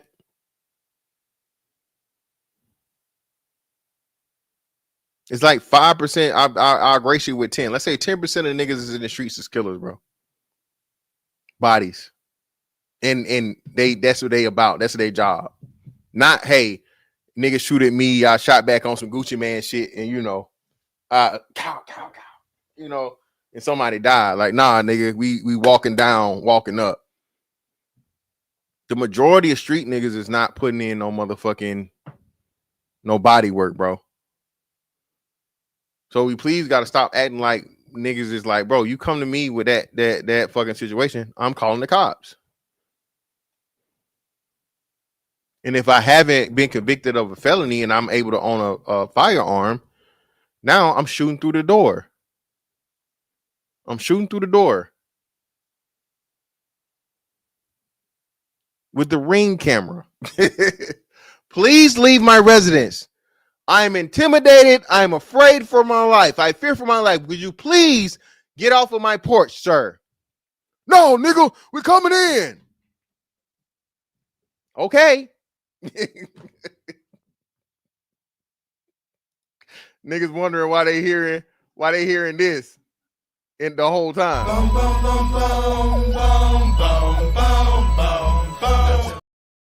UT, you probably about right, man. That's what I said. 5. I think 5 is more than generous, but yeah, like really like 1%. Ain't that many niggas out here putting in work like that, bro.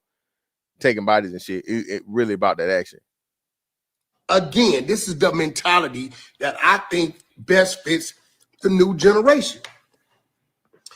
Number 3, a man has 72 hours to take his case.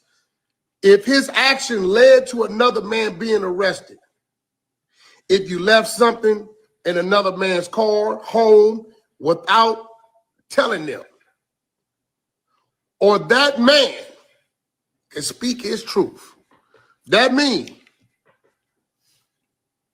You didn't use my car. You brought it back to me. I jumped into it, hit some corners. Police pulled me over. Find something that ain't mine that's yours. Hey, homie, what's up with it? Yeah, homie, I got pulled over. They found something in my whip, something that I know ain't mine. Now, within that 72 hours, I said 72 hours because maybe you got to get your bail money, go bust a couple moves, do a few things, you know, get your women. If you got more than one, get them, you know, what's going on. You know what I'm saying? Sell cars, something, I don't know. You know what I'm saying? And then go up there and claim your stuff. If not, that man can speak his truth. Hey, man, DA, I want to talk to you. I mean, listen, man. Again, this ain't how I feel it should go. These are the new rules that I feel. Yeah, man. No, bro. Listen, whack. And I'm not even gonna go through the rest of these because I'm pretty sure they're comical and whatever. But whack, all of this shit is make believe, fam, because all these niggas telling already. It don't matter. Y'all can make up all the rules you want. Niggas are gonna tell. Dirk locked up now. Why? Because niggas told. Niggas turned and told. Most of your high profile cases end up that way because somebody told. All right, what are we talking about? The people, the mother, he's usually the motherfuckers that's under the bigger guy. The Dolph case, niggas snitched on each other in the Dolph case.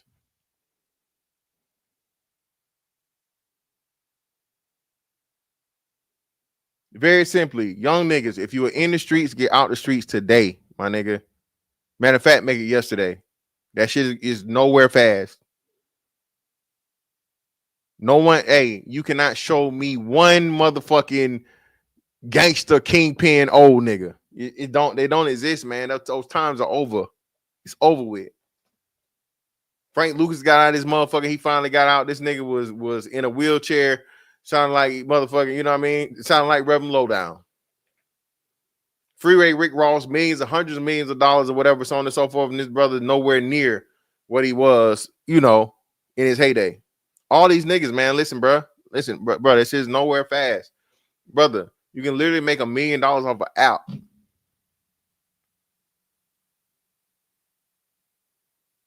You can make $1 million off an app, crypto, stock exchange. Bro, it's so many legal ways to make money that this street shit is just stupid. Young nigga, bro, if you want to talk to me, you watching this shit, bro, holler at me. I will give you a program, my nigga, for you to motherfucking run, you to turn your life around and get on some real legit shit, bro. I ain't charging you no motherfucking coaching fee, none of that shit. To save your life, my nigga, hit me up. We'll have a combo. It'll be between me, you, and God. And hey, I'll check up on your ass and make sure you're doing what the fuck you said you're gonna do and you want to do. That's one thing. If you call me, nigga, don't call me bullshit because I'm gonna be on your ass. Pause. Okay. But I would much rather do that for you for absolutely free, man, to see you not throw your life away on some dumbass street shit.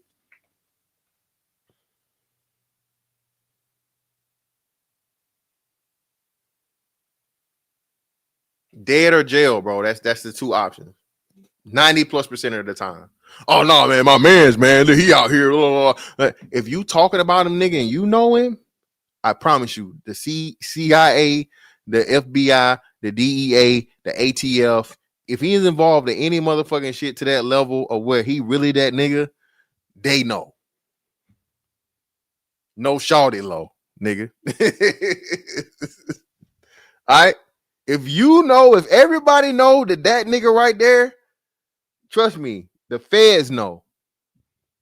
Why you think fucking Shawty Low got out the fucking dope game, bro, to get into the rap game? He had to do that to make the money legit and leave the shit alone.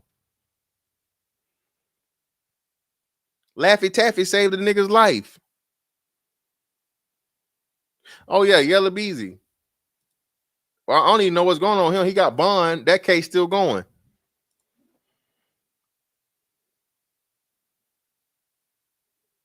Yeah, listen. Well, Dirk didn't tell. Dirk didn't tell nothing. Dirk didn't tell. His man's told on him. His people told on him. So Dirk didn't tell, but still, it's the same principle. It's all the same game.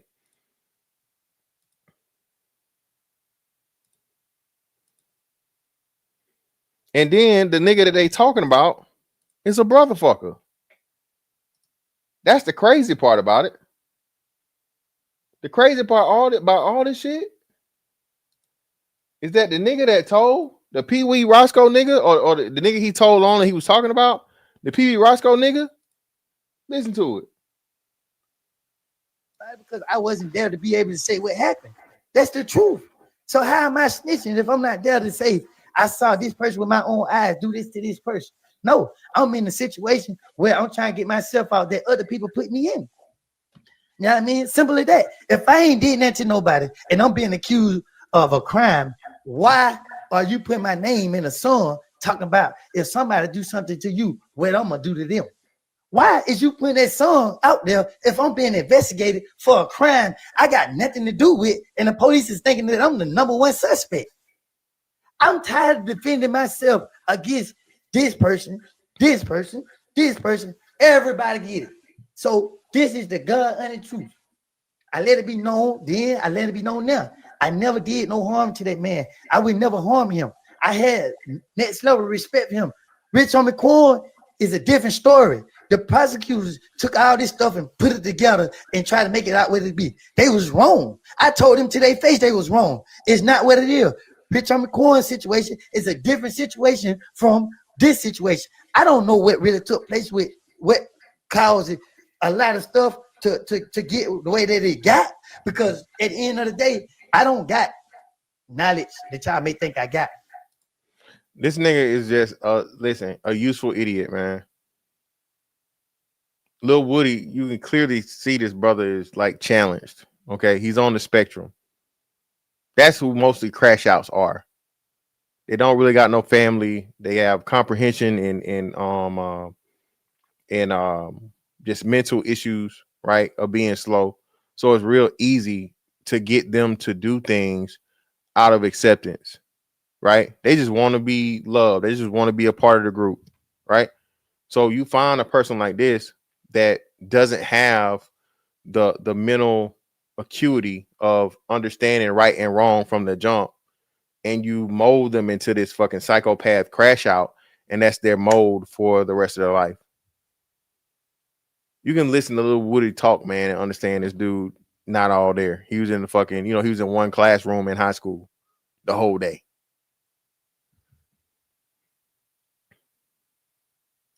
I'm telling you. Oh yeah, shout out to listen. I told you self snitching, bro. Pee Wee Longway got caught in one of the biggest motherfucking drug busts in Georgia, like history. Bro, Pee Wee Longway was moving so much motherfucking weight, bro. That shit was ridiculous.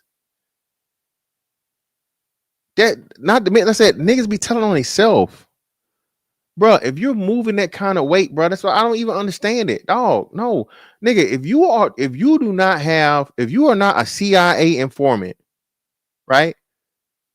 A DEA informant, an ATF informant, if you are not working for the federal government and you're moving metric tons of fucking illegal narcotics, you are going to jail. Not if, when. I promise you.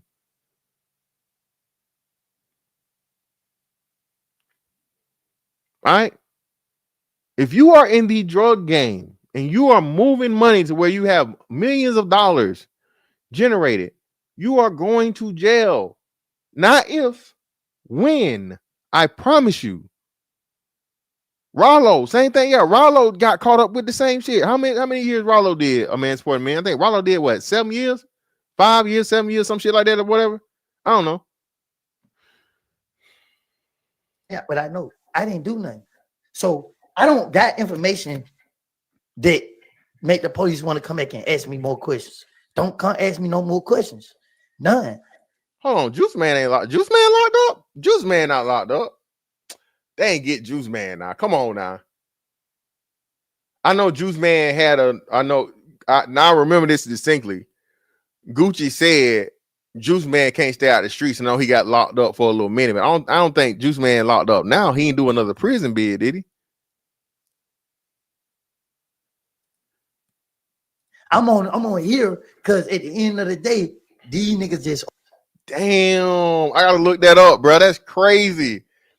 Juice Man got to be our age. Old, I think Juice Man got to be older. No, Juice Man definitely older than me, bro. Come on, bro. Bro, come on, dog. Juice Man could literally do shows, bro, in certain areas or whatever to get the money you're gonna get out the dope game. Juice Man, come on, bro. Come on, man. Yeah, man, this sad, dog. It's sad, bro. You 40, bro. And listen, bro, my nigga. I already don't got no sympathy, period, for street niggas, bro. But you geriatric gangsters, none, nigga. I'm laughing at you. You deserve everything you get, and I hope they make an example out of you. If you are 40 plus, nigga, you out here doing this street shit, and so on and so forth, especially if you've had any type of ties to the rap game or entertainment industry and so on and so forth, some shit to where you can generate the money just off of that niche, bro, you deserve everything you get, nigga. And I hope they throw the whole motherfucking library at you, not just the book. Yeah, bro, listen. Juice Man, bro, listen, that nigga, 3 songs. Off of 3 songs, bro, Juice Man could do club tours, just local club tours, bro, and that nigga check a bag. Absolutely legal money. Juice Man got no excuse for this shit, bro. Exactly. Hey, okay. Come on, bro. You hear that shit, man? Come on, man. What are we doing?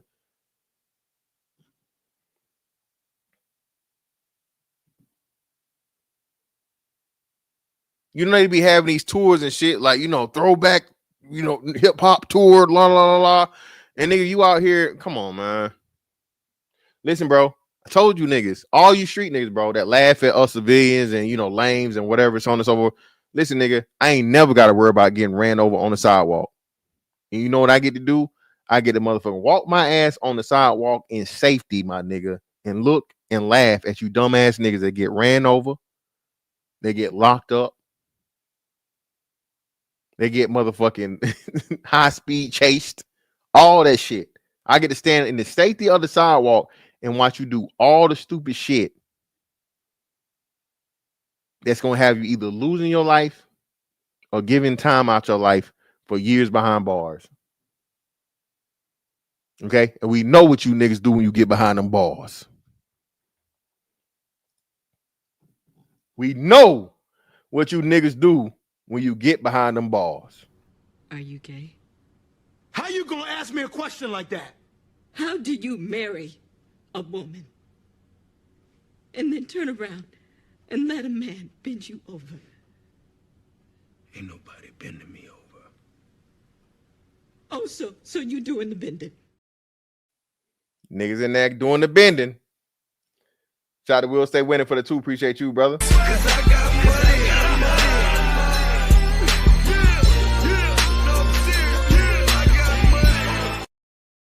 Boulder Crest bound, baby.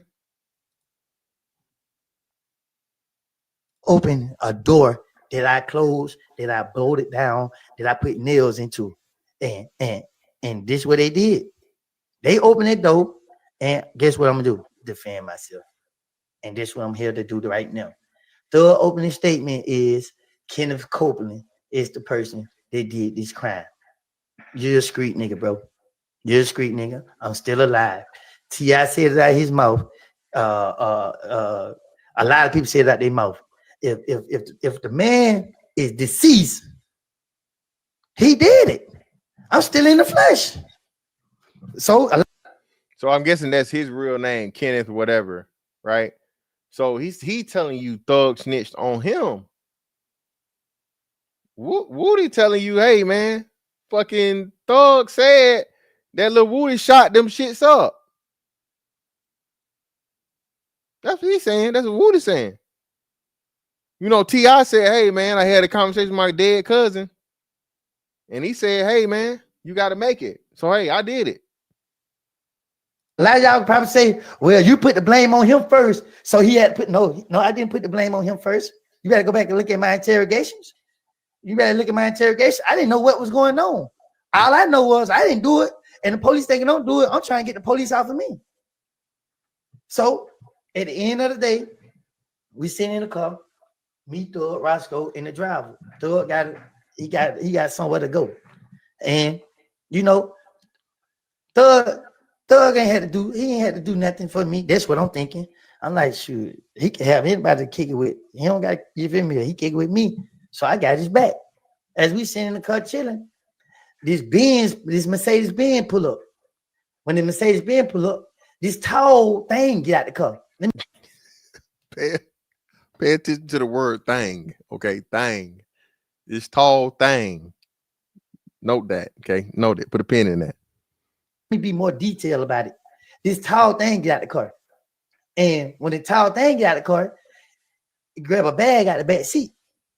So when the tall thing grabbing the bag out the back seat, Doug go there like, you know what I mean? I'm in my phone. I look at what's up, but I'm looking around trying to see what's going on. Like, you feel what I'm saying? You hit me too many times, so I'm thinking that I'm slipping.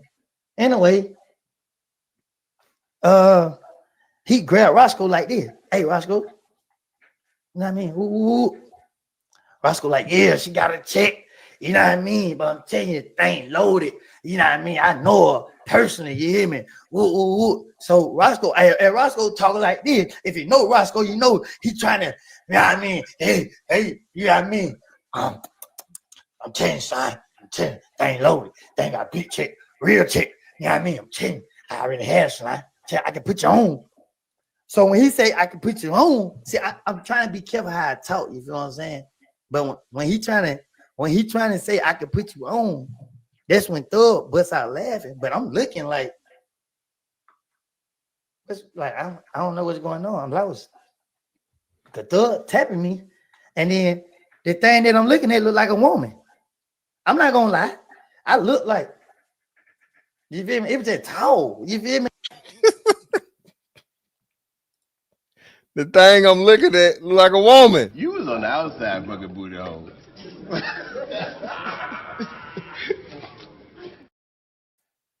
The thing I'm looking at look like a woman. It's just tall. Listen, man. Hey, bro. Hey, man. It's an evil world we live in. Y'all better be inspecting these bitches.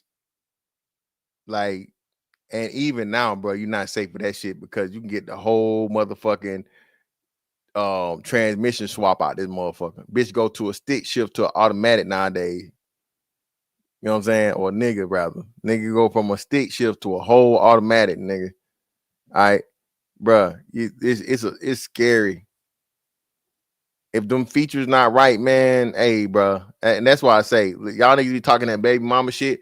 If a bitch over like 6'2", she gotta have a baby, nigga. No, I'm not finna, nigga. No. Not me. Not finna get me, nigga. Like, but we in a car. The thing was outside in another car. So we looking, but Thug already knew. I don't know how he knew, but when he said that, he put Roscoe on blast. I ain't saying it like Thug was on it. I'm just saying like when Roscoe said I can put you on, Thug like, nigga, what? Nigga, Thug, that way he bust out laughing like that's a whole man. You got me. And when Thug said it, I'm like, I ain't never heard this type of stuff a day in my life. Let me tell you. This nigga was shocked and appalled. Like, what? Hold on. What? What he said, he was like, nigga, what? Y'all something. I didn't never hang outside my neighborhood. I hung in my neighborhood all the time. When I went outside my neighborhood, that was to steal and go right back to my neighborhood. So when I heard this, I'm like, Roscoe said, Mom got a check slam chain. You know what I mean? Had a hole down there when I you know what I mean? I was like,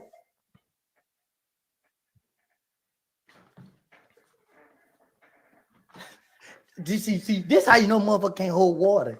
First thing came to my mind was grab my phone, call my buddy, let him know. Yeah. Say what y'all want to say about me. It is what it is. I don't care. You feel what I'm saying? I'm a different person.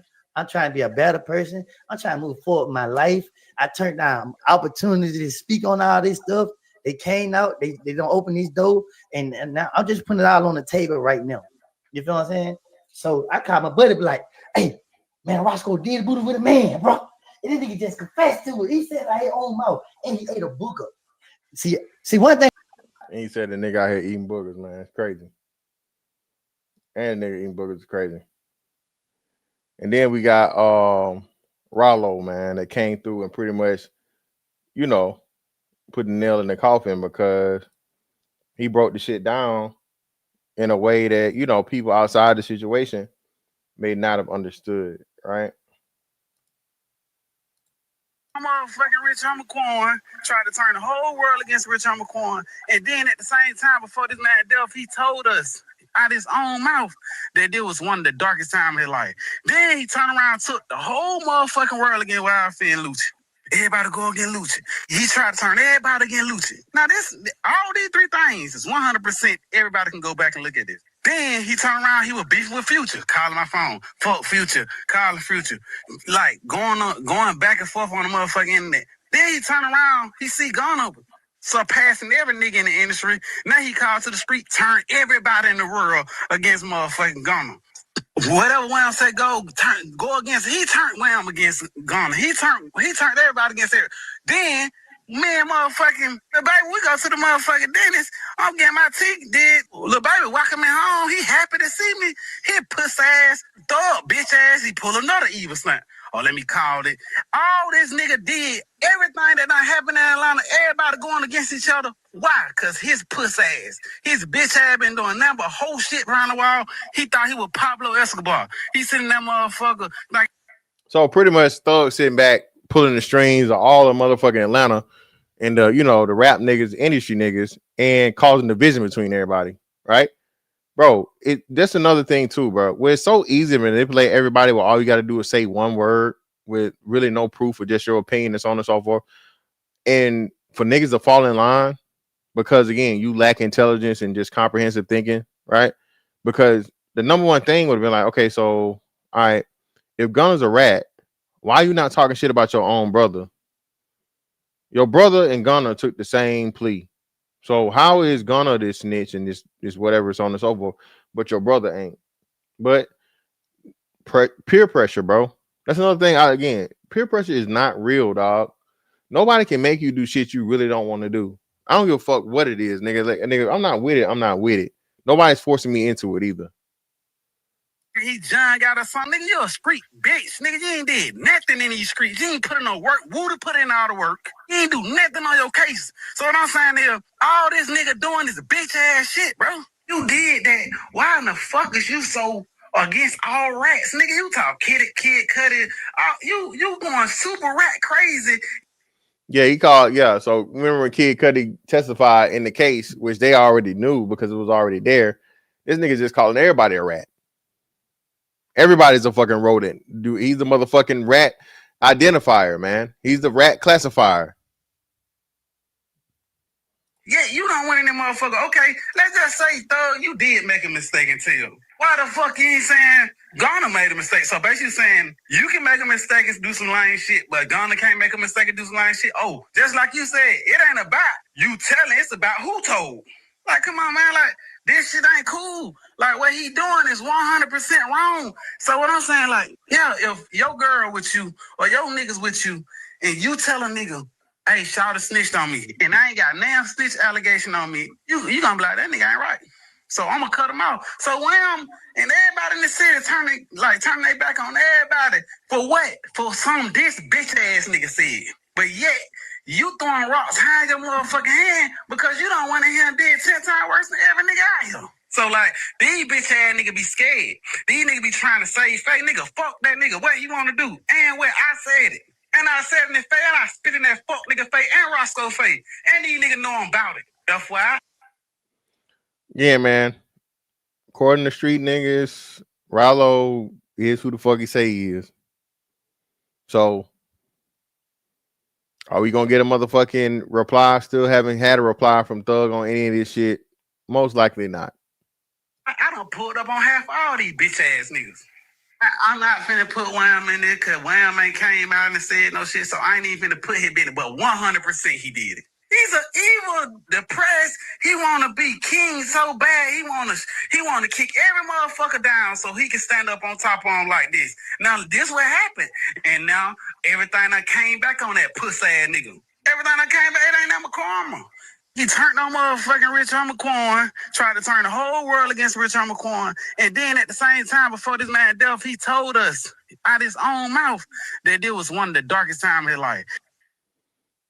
And yeah, that was the pretty much thing or whatever. The whole Rich Homie situation was super duper fucked up, man. When you come to find out somehow, some way, this man had because of his feelings, he had Rich Homie Quan's dad shot at, right? And possibly the mama, I don't know, right? But they're talking about the music lyrics and shit or whatever, so on and so forth. You made music with this man. Y'all was like one of the hottest duos in Atlanta, man. You know what I'm saying? At one point in time. And y'all have a falling out, and now you got, you know what I'm saying? You actually threatening this man's life, bro. That even the street rules and that shit, bro. Like, what are we doing here? These motherfuckers got no loyalty to even each other. Anybody can get it. Taking a life is like taking a shit.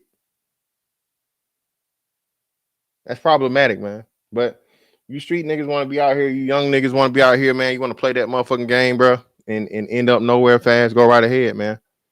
I really hope and suggest that you don't do that. But hey, niggas gon' nigga. At the end of the day, all in all, man, this snitching shit and this whole street shit should be dead after 2025. 2053 will be here in, what's that, 2 years later, so 28 years, right? You got 28 years, dog, before black people are a permanent underclass. Don't take my word for it. Google it. You still out here trying to do street shit? Black people are still out here condoning and defending street shit? That'd be the saddest part when you got niggas, bro, that's living by a street code. Bro, what the fuck are you talking about? You ain't snitching. You ain't talking to the police.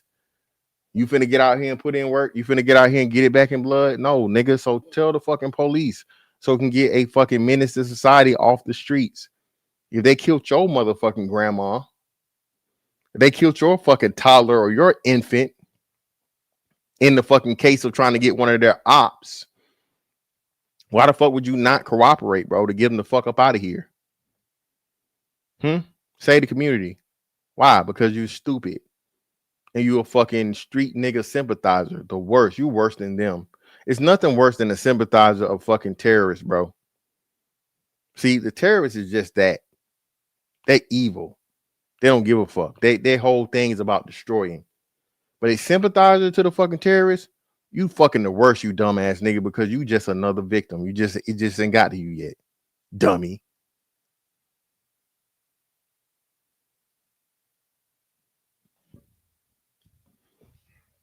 No, that's not true, bro. Snitching don't only apply if you go to prison. Snitching apply in the streets at all. If you tell anything to the police that had something to do with street shit, that's snitching. You telling. Niggas don't always end up in prison from snitching because the information can be inconclusive.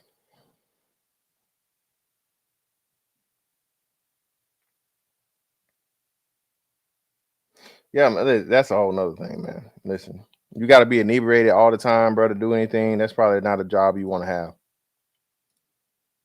Drop this link, man, if y'all want to come up here.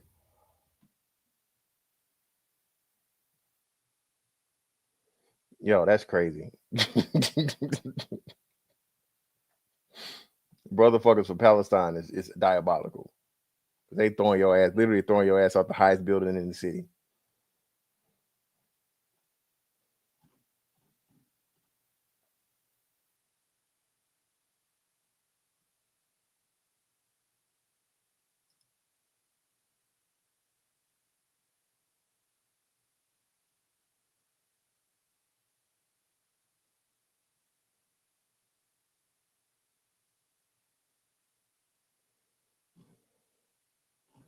Yeah, man, that's crazy.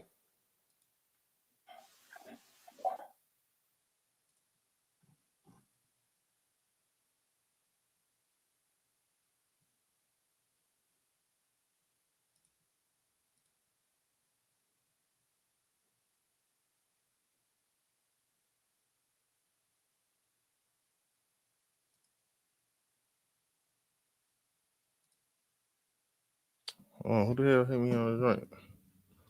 Hold on now. See the fuck going on now. Wiseville, what up, fam? Hey, what's going on, Fantastic? I can't complain. Hey, you kind of misread my super chat. That was the old Juice Man. This Boulder Crest Bound. Supposed to be reading like that. Now I was fucking with Juice Man in the 2000s. Oh, word. Okay, yeah. Yeah, yeah, yeah. But nah, yeah, a lot of times I know you don't mess with like Charleston, but I know he made that point too. A lot of times people only put that snitch label or at least try snitches on people that people that they feel like they can bully and press because the ones that can fight or the ones that will shoot, people don't really say as much to him because that's what he was saying when he went to Atlanta and was kicking him with Woody. People wasn't walking up to him calling him snitch. Yeah, but he a snitch though. Yeah, I'm saying he is. I'm saying they weren't walking up to his face saying it. You know what I'm saying? They Mm. know he'll still do it. And then also, in Woody's defense, he had a head injury when he was a kid. Oh, okay. Well, that makes sense. But yeah, he's still clearly, like I said, he's clearly not mentally all the way there. Yeah, no, he said I don't know if he fell off some steps or something like that where he hit his head. I think he was in the hospital and all that. Okay, that makes sense. Yeah, But but nah, yeah, man. yeah. Go ahead. I'm listening. Not bad, but yeah, that's a stereotype. I mean, yeah, you have some people in the streets that's smarter than others, but yeah, it is a stereotype that, oh well, if he just had the chance, he could have been a corporate Fortune 500 CEO, and it's like that's the few, but most of the time, yeah, these are kind of the goons or the crash outs or the henchmen. Yeah, mostly.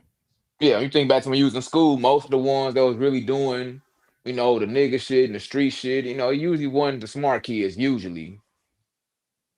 Yeah, of course not. Yeah, but shout out to Cody. You can't really believe that motherfuckers don't snitch. No, I don't. No, I believe they do snitch all the time. That's what I'm saying, Cody. I'm saying just the opposite. I'm saying the street niggas tell the most. The niggas that make the Stop Snitching movie, the Stop Snitching movement and philosophy are the main niggas snitching. That's my point, Cody. All of the biggest niggas ever in the drug game, dope game, street niggas have told. They told all of them. All of them tell. So Yes, I that's the mean, point I'm making. yeah. So it basically, sound like Thug was basically projecting a lot of times. Yeah. It's easy. Like I said, Gunna, they know, Gunna's not with the shits like that, so he can't really push back on it. People don't really fear him like that. But Thug, hey, you say, well, I don't know him personally, but allegedly they say he was with the smoke, so I don't know. No, I've heard niggas say that Thug actually done, some shit done happen or whatever where he got involved, right? So on and so forth. So yeah, I've heard of Thug, being involved in, let's just say, firearms activity, right? Allegedly or whatever. So but Rollo saying something totally different. So I don't know. You feel me? So if he was Yeah. just around the niggas that the Woodies and the other crash out niggas, hey, you know what I'm saying? And that's a lot of times that's how it works. Yeah, 2 hours is a long time to be talking to the police. This you Yeah, really bro, that's snitching. crazy. Listen, I know. Listen, I know that. But listen, I'm not talking. Listen, I'm not talking to the police for shit for 2 hours. Nigga, get my lawyers in here immediately. Even if I start talking to you, hey man, it's 30 minutes, brother. I don't. What are we doing? Yeah, where my lawyer at, man? I didn't entertain y'all for 30 minutes just to pass the time to wait till he get here. But yeah. You know what I'm saying? Y'all helping me with my fucking comedy routine. That's about it. It's 30 minutes done passed though. So yeah, from here on out, I ain't got nothing to say, brother. Thank you for your time. That's crazy. Yeah, so I don't know. I guess people make their own kind of definitions for snitch. Because at first I thought it was somebody you telling on that y'all committed crimes with, or you told them people that Yeah. was in the streets with you. But then they said like when Gangster got out, Birdman brother. Well, I told on dead people, so it's not really snitching. Because but Yeah. it's not the same. Because I didn't put nobody in jail over it, or you know what I'm saying. It's that thing. Yeah, that's what I'm saying. The rules change per person, man. The rules change for, like I said, depending on who the person is, whether they're liked or feared, right? Like you said, Gunna was caught all the slack he's caught because he not no street nigga. And even before that, before the album he did after the thing, he wasn't even really respected as an artist like that or whatever. He was just like, Young Thug's little brother type shit, right? So, his whole identity was around Thug and YSL. So it's easy. So if your big bro, you know what I'm saying, put out here that you a snitch, everybody else got to go along with it. You feel me? Yeah, and that's just kind of I mean bias. I mean, it's been like that. I mean, even when we was in school, a lot of times, I don't know, let's say elementary school, somebody come to school with, the fake J's on or some cheap shoes. If it's somebody that kids don't like or don't fear or whatever, yeah, they gonna clown them and roast them. But they know that's the one that can fight, or you know what I'm saying, they ain't gonna say nothing to him, at least to his face. Yeah, for sure. Dr. Hood, what's up with you, brother? Going on, my brother? I can't complain, man.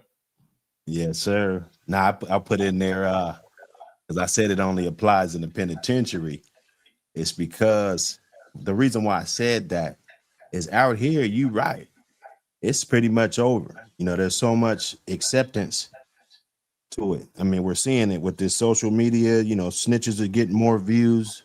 I saw that Woody joint. I think he had almost 10,000 watching that joint. You know what I'm saying? So it's obviously they okay with it. But my thing is this, like, because look, young dudes, they look up to you. So you gotta let them know both sides of the story, though. So if they do snitch for the community and all of that, you gotta understand that if you do find yourself in those confinements, in those penitentiary, and I know we seen those videos where dudes is up in there going wild up in there, and you never know where they're gonna put you.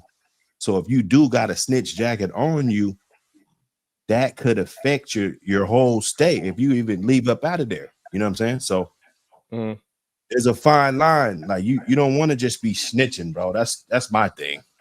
That's what I would tell my son. If anything, it's not like you're trying to go to the pen, but you could get a vehicular homicide and drunk driving it, anything, you be in the pen.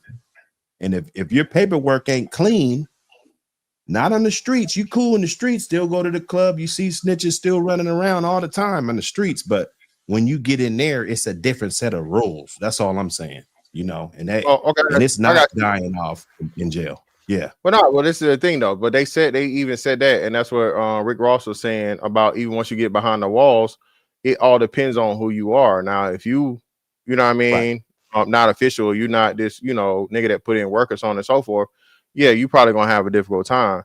But if you're a nigga that can hold his own, right, and you got them hands, or you really willing to put in that work, and nigga say some crazy shit, you go off, and you know what I'm saying, you knocking niggas out their boots. Then hey, you got an easy thing. So I'm only going by what they say, but I'm curious. How the hell you snitch in a vehicular homicide, brother? How would that I'm even saying be you a can snitching situation? let's say somebody's a snitch, and then you thinking like, okay, I snitch, I do all of this. I ain't never gonna be in that situation to be in jail anyway, right? I got you. I But got you now. then it could be some undesirable circumstances that may Outside of happen. that, We're where you all done told. Well, now I'm with that. If you're just a professional teller, see if what I'm you're a saying? professional informant, I'm saying, yeah, I'm with you on that one. If you're a professional informant where you constantly running and you telling on niggas, yeah, you playing with your life. That's crazy. But Right. I was Okay. talking about the situation as to where you and somebody else is involved in some shit or so on and so forth, and hey, somebody say something against the one person or the group that's trying to say their thing. A lot of people do that. Most of them do it. Most people tell. That's why we even had this conversation. So my thing is, of course, if you in the and I understand that by the street honor, or the honor amongst thieves, is if you in the shit, you don't tell the shit. You know what I'm saying? I understand That's that. right. That's right. But what I'm saying is most people are not following that rules once they ask, like you said, they face with that 10, 20, 30 elbow. You know what I'm saying? That's what I'm saying. Yeah, you're right. If you get enough time for most people, bro, they're gonna fold and they're gonna tell. It's self-preservation. And that goes back to what I talk about the biological imperative. Go ahead. Question. When you don't snitch on your people, is there a reward for that? Do they take care of your family or your girl or your Oh hell no. Ain't no snitch motherfucking scholarship, brother. Like, you gotta figure it out. At least with the mob, like if you get with the mafia back in the day, if you take that lick, they gonna set up your family or something like that. But amongst niggas, I don't think that exists. Oh hell no. No. Ain't no motherfucking snitch, but motherfucking getting insurance. packed out in jail though. Who wants that? If you go to jail, you got a DV, because most dudes is in jail for domestic violence and DUI. Most, probably 70%. And we love statistics. So you up in there, let's say you got 2-3 DUIs, they try to give you 18 months. We done seen them videos, them dudes with them big old t-shirts and sweats and stuff, pulling out blades and stuff. Like, where you think they're gonna put you? So if you just luckily find yourself in one of them confined areas and they check your paperwork and you ain't solid, you're gonna have issues. That's all I'm saying. So there ain't no 401k for no gangster. But this is what I'm saying. Yeah, that's it. Dr. Hood, real quick. Just real quick, because y'all there. Dr. Hood, that's what I'm saying. Young niggas, shout to Dr. Hood. The nigga is called Dr. Hood for a reason. There is no 401k, there is no investment plan, there's no retirement plan for street niggas. If very few make it to be old and gray and wise. Okay. That's why I asked the question. Go ahead, Kish. My bad. Go ahead. That's why I asked the question. We just chopped it up. This is why I asked the question. Because at least if you're a mobster and you take a lick for the boss, they got you protected in the prison and shit. They got your back. Niggas don't got none of that when you're out there and you take a hit and you don't say nothing because you're trying to protect whatever boy you got out there. There's none of that. You asked out and they smashing your girl. That's why what's his name 6ix9ine told. I think they ran through both his baby mamas or something like that. So, well, no, they kidnapped him, yeah, and they fucked his baby mama, but they also like pistol whipped the nigga and what's her name. So they kidnapped him. So I don't even understand how you can call 6ix9ine a snitch for real. Because 6ix9ine again, 6ix9ine was like, I guess, a step above what the Gunna shit was. 6ix9ine got signed to a label. 6ix9ine, before he did all the crazy tattoos and shit and so on and so forth, was this a white Hispanic, a motherfucking regular ass white Hispanic boy. He gets his record deal to be this crazy fucking New York rapper. He links up with Bloods, like real street niggas. They extort him, right? They extort his ass because he got the money and know he coming in and so on and so forth. Then they kidnap him and beat him up and like you say, they fuck his girl. What do you expect from him? This nigga he was never no street nigga. What we talking about? I'm from New York, right? I'm from but he's still a snitch though. He's still a snitch. Yeah, they're gonna label him that. When dudes catch him in the alley by himself, they get on him. You know what I'm saying? And that's the way he's gonna have to live the rest of his life. Unfortunately, he gonna have kids. They gonna know them. Your daddy's a snitch. You know, it's never gonna be no respect. You know that, man. We all know this. But he's not gonna Is it right? No, it's not right. But hey, it's life. But he's not gonna get respect from niggas though. He got enough money to afford. White boys are even rougher. White boy, you can't even walk mainline if you a snitch. White boys run their cars in the penitentiary way rougher than black people, brother. And I know. Yeah, but I'm talking what about, are we talking about right now? I'm talking about when you're free and you're outside, right? Outside, this world's crazy, man. We got the internet. Like we can't even. Everything's. Nothing surprises me nowadays. Yeah, but what I'm and saying, then how you gonna call shots and you wearing dresses anyway? Like Young Thug. And he got rainbow hair, but they culture, man. It's not. They let him do it though. We can't act like these dudes because I don't believe that they're really like that. I don't. Maybe they might be. I'm not from there. My point is though, right? When you talk about him being a snitch, him holding that snitch, that's like remember he's outside. He's not in the pen. He's free, right? So he only going to get labeled that from niggas. I don't know about white people, regular white people, or regular Latin people. You only get that snitch label from black people with nigga tendencies and niggas. That's still. In their defense, though, I mean the whole no snitch thing. That's not just a street person thing too. Because remember, you had like the blue wall of silence. Yeah, that's true. Stuff like that. Or even back in the day, remember that Rick Ross line, you know, Jose Canseco just snitching because he finished, where he wrote that book about the steroids and he named, you know, Mark McGuire, put on them in it too. Right. And how people was mad about that. That's right. That's true. Yeah, man. I guess it's just like the everybody people gonna tell, bro. Like, listen, again, self-preservation is real. Niggas is gonna tell, bro. Whether it's and that's what I'm saying. But we just talking about us and as to how unfortunately black people have to live by a street code. Black people not supposed to live by no nigga code, bro. No, I'm not doing it. I'm not going. If you listen, if you commit a fucking crime, a violent fucking ridiculous crime in front of me, nigga, I am calling the authority. Yep. Point blank period. I am calling the authorities, nigga. All right, because I don't want to have to deal with you, and now I gotta fucking and listen, and that's another thing niggas don't understand too. Listen, bro, especially if you're in a Florida, a Texas, a Georgia, a place that's got what I'm saying, they're pro 2A, they're pro Second Amendment. Listen, dog, I'm not finna intervene and put myself in a situation with you, right? I'm carrying legally. If you're doing some crazy brazen shit, you are more likely than not you holding illegally. So now if I confront you or I try, hey, what are you doing over there? You know what I'm saying? So now I put myself into a situation that could become violent or deadly, you know what I'm saying, from either party, when I can just call the fucking police and you doing stupid shit. You know what I'm saying? And I don't feel bad about it. It is my duty as a fucking tax-paying, law-abiding citizen to keep the public fucking safe. Okay, I'm the public, nigga. All right, because if you got to deal with me, you come over here this crazy shit to me in Florida. Hey, Lord help you. And I don't want to be in that position. I hope I never have to take another man's life. But if it's me or you, nigga, it's always gonna be me. Shit, fuck that. Fuck out of here. So what if you lived in a neighborhood and there was a dude, that was like the boss of the neighborhood, like, and he did some shit, and you was there, you saw it, and he got a bunch of goons. It just be real, like are you telling on that guy? He got goons now, little crash out dummies. Mm-hmm. Your family's different places, because where I'm from, I got over 100 relatives through the city here and there. You know what I'm saying? Mm-hmm. So if they really want to get on me, it wouldn't be hard.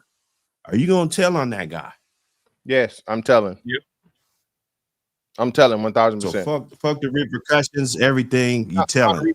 Remember, I'm in Florida. So if that's how y'all want to handle it, because your man's was stupid enough to live in my neighborhood and do some shit that's gonna put my family at risk, me and my family at risk, by all means, man, it is what it is. More likely than not. So the same way we talked, you said statistics, right? More likely than not, niggas is really not on no shit to where you got the goons coming to wipe niggas off type shit. That's rare. But even if that's the case or whatever, I'm prepared. I understand what come with it. I'm more than prepared. Right? Not saying I'm some Billy badass, nigga or no shit like that. But okay, I know what it's like if someone's following me. You know what I'm saying? I'll add extra security cameras around the house and lights and shit to make sure whatever, whatnot, what have you. Right? My door's already in reinforced, and I'll reinforce it some more. Right? And I'll be prepared. Now, if that's how y'all want to fucking carry it over your man's choosing a life of fucking crime in my neighborhood, hey, that's how it's gonna go. But I think that's more. If more men have the attitude I have, you would have less criminals just running roughshod. You have less niggas running shit. That's the problem we have. Listen, if you in the hood, you in the bricks, you in the jacks, you in where that shit's at, cool, fine. I'm hey, do your thing, my nigga. That's where that's y'all's area, that's your habitat, that's your ecosystem. Hey, I respect that shit. We all come from, you know what I mean, the hood. From I've never been no street nigga, bro. Never. But I've always been around it. I'm from the east side of Macon, Georgia. Right? So I seen the shit. I know what it looked like. But at the same time, I understand what it's like to where, hey, that shit supposed to be over there. Keep it over there. You know what I'm saying? Keep that shit over there. Keep the hood shit in the hood. I'm purposely out somewhere in a good fucking subdivision to where, you know what I'm saying, I can be safe and peaceful and not have to worry about drug sales and gang activity and all this shit and so on and so forth. So as long as you're doing that shit over there, I'm never gonna come to the hood and tell Dr. Hood. I'm never gonna come to where you at, where your shit at. You feel me? But show me the same respect. It's the same respect, my nigga. Don't bring that shit over here. Now you can be, if you a street nigga, right, and you whatever, and you keep it away, and you the kingpin, you that nigga. Hey man, hey, I know what you is, my nigga. Everybody know who you are, but once you bring it to my neighborhood, now you put me and my family at risk, and that's a problem with that. You feel me? That's all I'm saying. It's never gonna be to where there's no evil in the world. There's no drug dealers, there's no gang bangers or whatever. My thing is just like everything else. There's a time and a place, right? The place for that shit is in the hood. Don't bring it out here where I'm at. That's all I'm saying. But we supposed to be trying to clean the hood up, though. What happened to that? Well, no, I think that's the problem. Trying to clean it up too, right? Not at the same time, yeah. But that's not my job. That's the hood niggas' job. It's the hood niggas' job to reestablish order and some type of structure, some type of code. That's not for me to do, right? The hood gonna always be the hood, right? And The Wire. Remember the Amsterdam shit? When he had the Amsterdam shit going, everything was Gucci. Amsterdam actually worked perfectly. It was less crime. All the fucking J's was in one place. All the motherfucking the drug dealers in one place. Niggas ain't have to really, you know what I'm saying? It wasn't no fighting over territory. It was agreed upon. Everything was cool, right? Lesser two evils. Everything motherfucking worked good. Once they found out, though, certain people, hey man, we can't have no legal fucking drugs on. What the fuck? And then what happens now? People fucking disperse back out into these areas where, you know what I'm saying, territory fights and shit, and then now everything starts back over. So I believe that when the hood is the hood, everybody know that project, everybody know that apartment complex, everybody know the motherfucking zip code or the area, right? Where, hey, that's where the real niggas at. Just keep the real niggas around the real niggas, bro. Keep it there. And then it's up for y'all, it's up for them to motherfucking set the rules of how this shit gonna go. And if you get certain rules, which, like I said, Dr. Hood, hey, this shit was different. It's crazy it was in the 80s. DC was a totally different animal. DC, LA, Chicago, New York, Little Rock, and Little Rock, Arkansas. People, we don't even talk about that shit no more. Little Rock, Arkansas was the gang capital and the murder capital of the world early, I want to say late 80s, early 90s. They made the fucking Banging in Little Rock. There we go. Appreciate it. Yeah, Banging in Little. They made a documentary about this shit. You feel me? We don't even talk about it no more. So that's so. So what I'm saying is, it's just to the point now of where the shit has been praised and it's been promoted so much to where we accept it and we let it, sneak in and leak in into shit where it's not supposed to be, and that's problematic. So for the hood niggas, man, hey, listen, I got no beef or no problem with you, bro, because that is who you is. That's what you gonna do, and nobody's really gonna stop you. But just don't bring it around me, because I'm not gonna bring my shit around you. I'm just, hey, you long as you over there doing that shit, hey. No politics. It's shout out to Cody. Question: when was the last time you had to call the laws on someone on crime, big dog? Cody. Real shit, Cody. It was. Cody, it was, no, real shit, dead ass serious. Cody, and my stupid ass, I was kind of stupid, I wasn't stupid. Cody, it was a shootout at my apartment complex in Norfolk, Virginia, 2020. So like right after the lockdowns and shit had, they started loosening shit up. Somehow, some way, young niggas decided to run up in my fucking apartment complex, Cody, and them niggas had a shootout. I'm, of course, down as the motherfucking shooting is going. But after it's over with, I say 5-10 minutes, I go outside. It's an old school. It was either like an old school Buick or old school Oldsmobile. Niggas done hopped out the car. The bitch running. The doors open. Of course, I walk outside with, I had a shotgun at the time, right? I think I had my AR. I had my AR-12, right? But I stupidly shouldn't have walked my dumb ass out there. But I called the cops because the niggas was shooting at the fucking building. Like, you know what I'm saying? I heard the ricochets. So it was an actual shootout. So that's the last time I called the police on anybody on some street shit, Cody. 2020. Shout out to Ron. Appreciate you, brother, for the 10.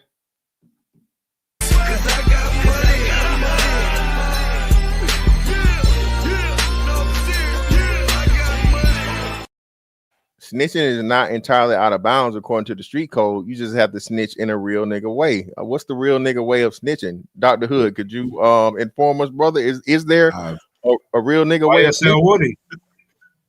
That's the real nigga way. Well, if you got money, I'm gonna tell you, money allows you to have a whole lot of leeway with everything arena that we're in. Money is gonna, because dudes kiss ass. Let's be honest. Hood dudes, square dudes, it's ass kissers. So when you got that and you got money, they still gonna be around trying to, everybody still want to blow up. Half them dudes, they be goons and stuff, but they got mixtapes and stuff. They want to blow up. So you could get away with it if you got money, bro. That's the breakdown. That's but once your money's gone, everybody's gonna lose respect for you, just like everything else, bro. You ain't got to snitch for that. You lose your money, they ain't respecting you no more.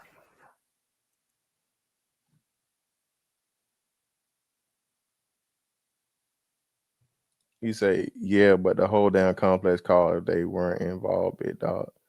I hope so. I hope I wasn't the only one that called, but they didn't tell me. Well, no, I'll say this, Cody. If you're not the first person to call, because there's been situations where like I'm saying like an accident or something, right?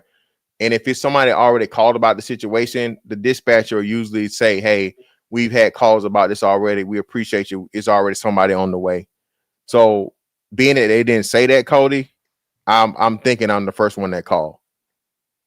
Because I think a lot of people don't even, and that shit wasn't common out there where I was at. I mean, it was kind of hood, but I wasn't in the hood. I wasn't out in motherfucking Portsmouth or fucking Bad News, Newport News, nigga. I'm in Norfolk. Like, literally, I was, 5 minutes away from the base.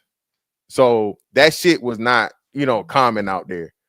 So for that shit to happen, like, I think a lot of people were just intimidated and just scared, and they under the bed somewhere, not even concerned. And like I said, I was 5 minutes after the shootout, nigga. I'm outside with a shotty in hand. You feel me? Investigating to see what the fuck going on, making sure my car ain't shot up and seeing what happened. You feel me? And I saw the car there, and then actually saw the police. When I called the police, and them niggas peeled off. The police was like, you know what I mean? He saw he was pulling up as he saw them peel out. So I don't know if they got caught or what, but yeah.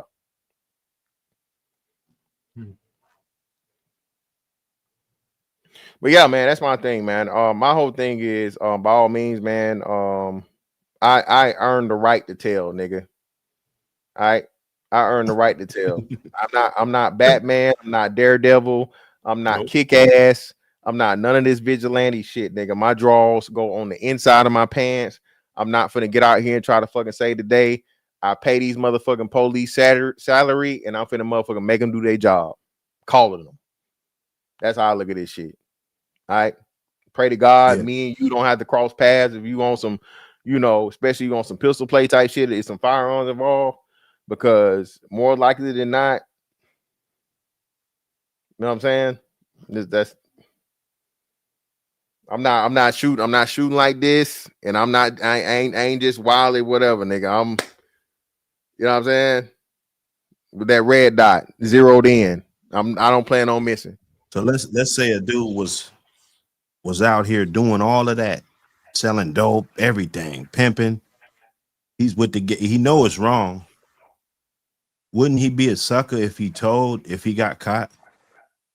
He'd be a straight sucker. Tell on who though? Tell on if he's doing all this street stuff, guns, shooting, everything. He get caught maybe with some packs, and he know, like, he's not like what you said, straight civilian. I don't like that word, but you just ain't in the streets. You're not waiting in parking lots, meeting dudes, popping trunks and hopping in cars and selling dope and doing all this stuff. So, but somebody that's doing that, damn well you doing wrong. It's not like they're just in the streets and don't know it's wrong. Like, we know exactly what we're doing. That's why we charge a little bit more. Like, wait a minute, this is illegal. You know what I'm saying? I'm about to go meet you. Like, what you're doing. Now, for me to get caught and interrupt somebody's whole life by telling on them just because I'm scared to do my time, that's a coward. Period. You know, I can see some dudes coming through the hood shooting, you know, hit somebody, you know, you just a community guy and you just tell or you know whatever like that. But if you in the streets, you're supposed to get in the streets and handle that, right? You a street dude. That's what street dudes are supposed to do. You're not supposed to tell, because that makes you a sucker, bro. It does.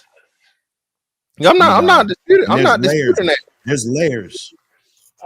Yeah. Well, I'm not They know disputing what that they doing, man. it would challenge, like, I guess, your integrity and your street code or your streetness. I'm not saying none of that happens. I'm just simply saying, like, I mean, a lot of niggas do it. Most of them do it. Right. Most of it, when they're faced with the consequences, when they're faced with fucking years on, you know, out of their life sitting behind them bars, man, you'll be surprised at who, you know what I'm saying, is telling. I mean, shit, Big Meech, and that niggas swept that under the rug. It was out there. Niggas been saying it for quite some time, right? But because it indirectly him, right? And it doesn't say Bitch Meech, you know, specifically in the paperwork or so on and so forth. Oh, he get a pass, bruh. The bitch he was fucking with, you know what I mean? The bitch he was fucking was working with the fucking informant. What are we talking about? But still, you still gotta have that hair of if there's a hair of doubt there, then you really can't. I mean, some people will just throw them under the bus, but I could see some people holding back because there might be something there that we don't know. We know how these cases go. We done seen it. But Dr. Hood, the question, this would be the question, Dr. Hood. If it was a nigga that wasn't Big Meech, would he get that hair? No, you know he wouldn't get it.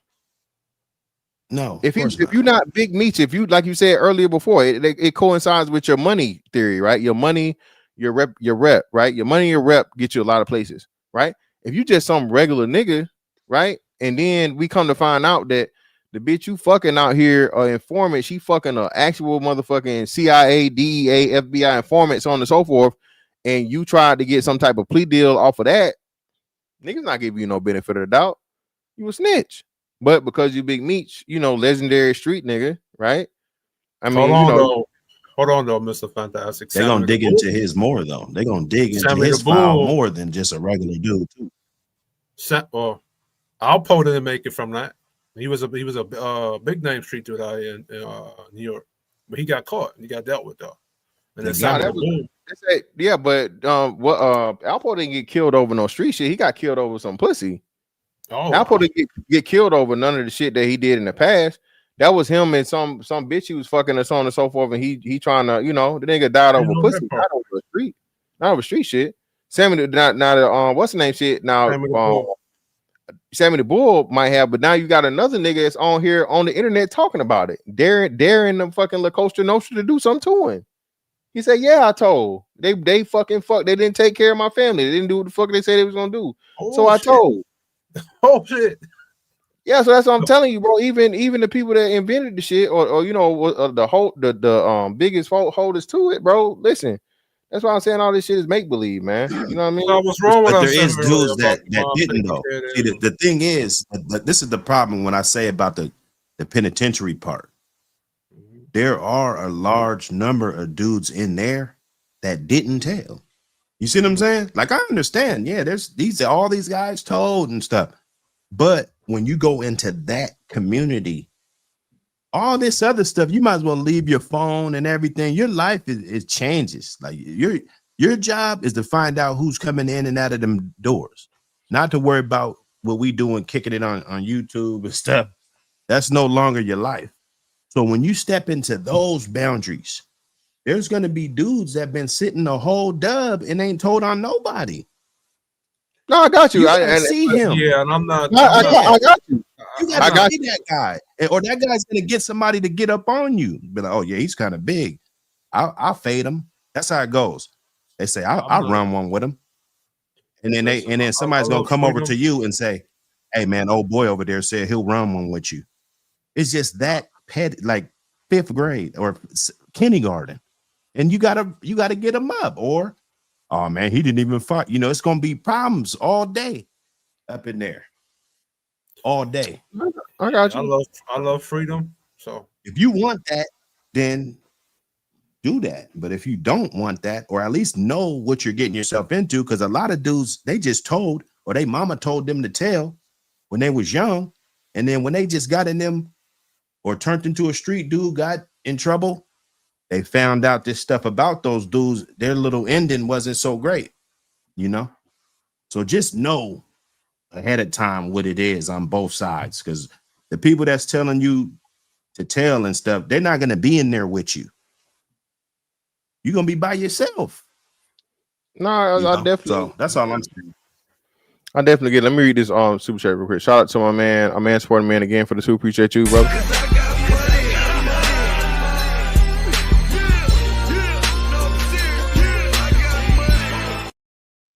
Mr. Fantastic, aka Blank Man. Nah, man, no Blank Man, bro. No Blank Man, brother. Shout out to Blank Man, bro. That was Damon Wayans. Shout out to Damon Wayans, man. Shout out to Romero for another 10. Appreciate you, brother.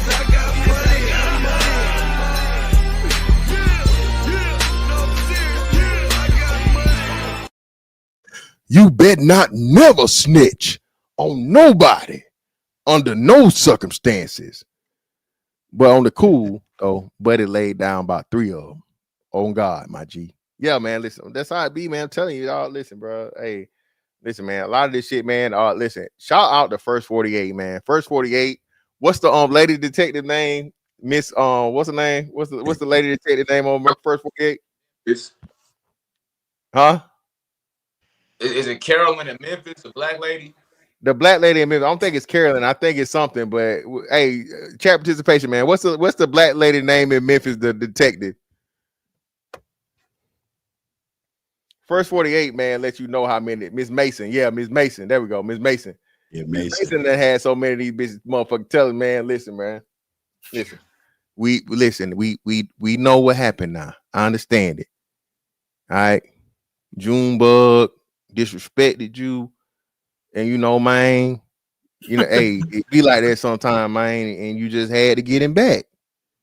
You know what I'm talking about? He said he was gonna blow your ass off, and you got to him first. Pause. You know what I'm saying? Now, blow that's Memphis lingo. All right, that's Memphis lingo. You know what I'm saying? You got to him first. You know what I mean? He had Anna. He had that Anna in him, and you just, you know what I mean? So hey, it is what it is. Yeah, you right, Miss Mason. You might, yeah, man. He said, "Hey, yeah, man. We had 3 shootouts, and I just, I was just tired of it." Hey, go ahead and listen. I'm telling you, man. Listen, bro. I'm telling you, bro. He already gave us information. Now he told us that you was the one that broke the eyes. No, man, that bullshit, man. That wasn't even me, man. It wasn't me. I ain't hell no, man. That was them, man. I was a getaway driver, man. Shit, man. I ain't finna sit down, goddamn do no 20 years, man. Fuck that shit, man. Oh, give him a cigarette, give him comfortable. Yeah, man. Listen, man. That's what I'm telling you, man. I'm just going by the shit I've seen happen. And shout out to Dr. Hood. Listen, of course, of course, isn't the majority. I'm not advocating for the streets, though. I'm not saying advocating. I'm not saying advocating, but I'm not trying to promote no type of street activity. No, of course, I'm just giving caution to niggas. You just saying how it goes. Yeah. The law of the land of both sides of the coin. You know, in that arena. I'm just saying there's too many prevalent people in the history of it, though, that was about that have been caught up telling. That's all I'm saying. Of course, no, 100% of people not telling. All right, Mr. Fantastic. Go ahead. Niggas is telling in their songs. Listen, that's a whole nother thing, bro. Like, say, yeah. Niggas is literally rapping about what they doing. The FBI going on their Instagram, watching what they're doing, and listening to their songs and taking notes. That's how Young Gunner got caught with that, right? Something yeah, like man. that. They literally tried to use Young lyrics in his case, in the Rico case, bro. Yeah, specifically the shit about Rich Homie Quan, fucking Daddy Barbershop getting shot up or some shit. Yeah, a lot of them use they Instagram record. That's crazy. And then so yeah, it is Caroline was the first name. That was the first name I was talking about. But shout out to Memphis. I remember it was one of them episodes I did see where the guy actually got off because the dude, I guess they had beef. The guy was shooting at him and with the bag under his pistol, I guess for the for the legs to come out into the bag. Dude stood behind like a tree or something and like headshot him from a distance. I think he ended up off though. Yeah, if it's self-defense, you can prove it's self-defense, it's self-defense. And that's what I say too. Now we gotta move it to when you don't tell, nigga. All right, what happened? Tory Lanez dumb ass. Fucking street code. He didn't tell. He didn't snitch. Sticking to a street code, sticking to the street code, nigga. Over some shit you did.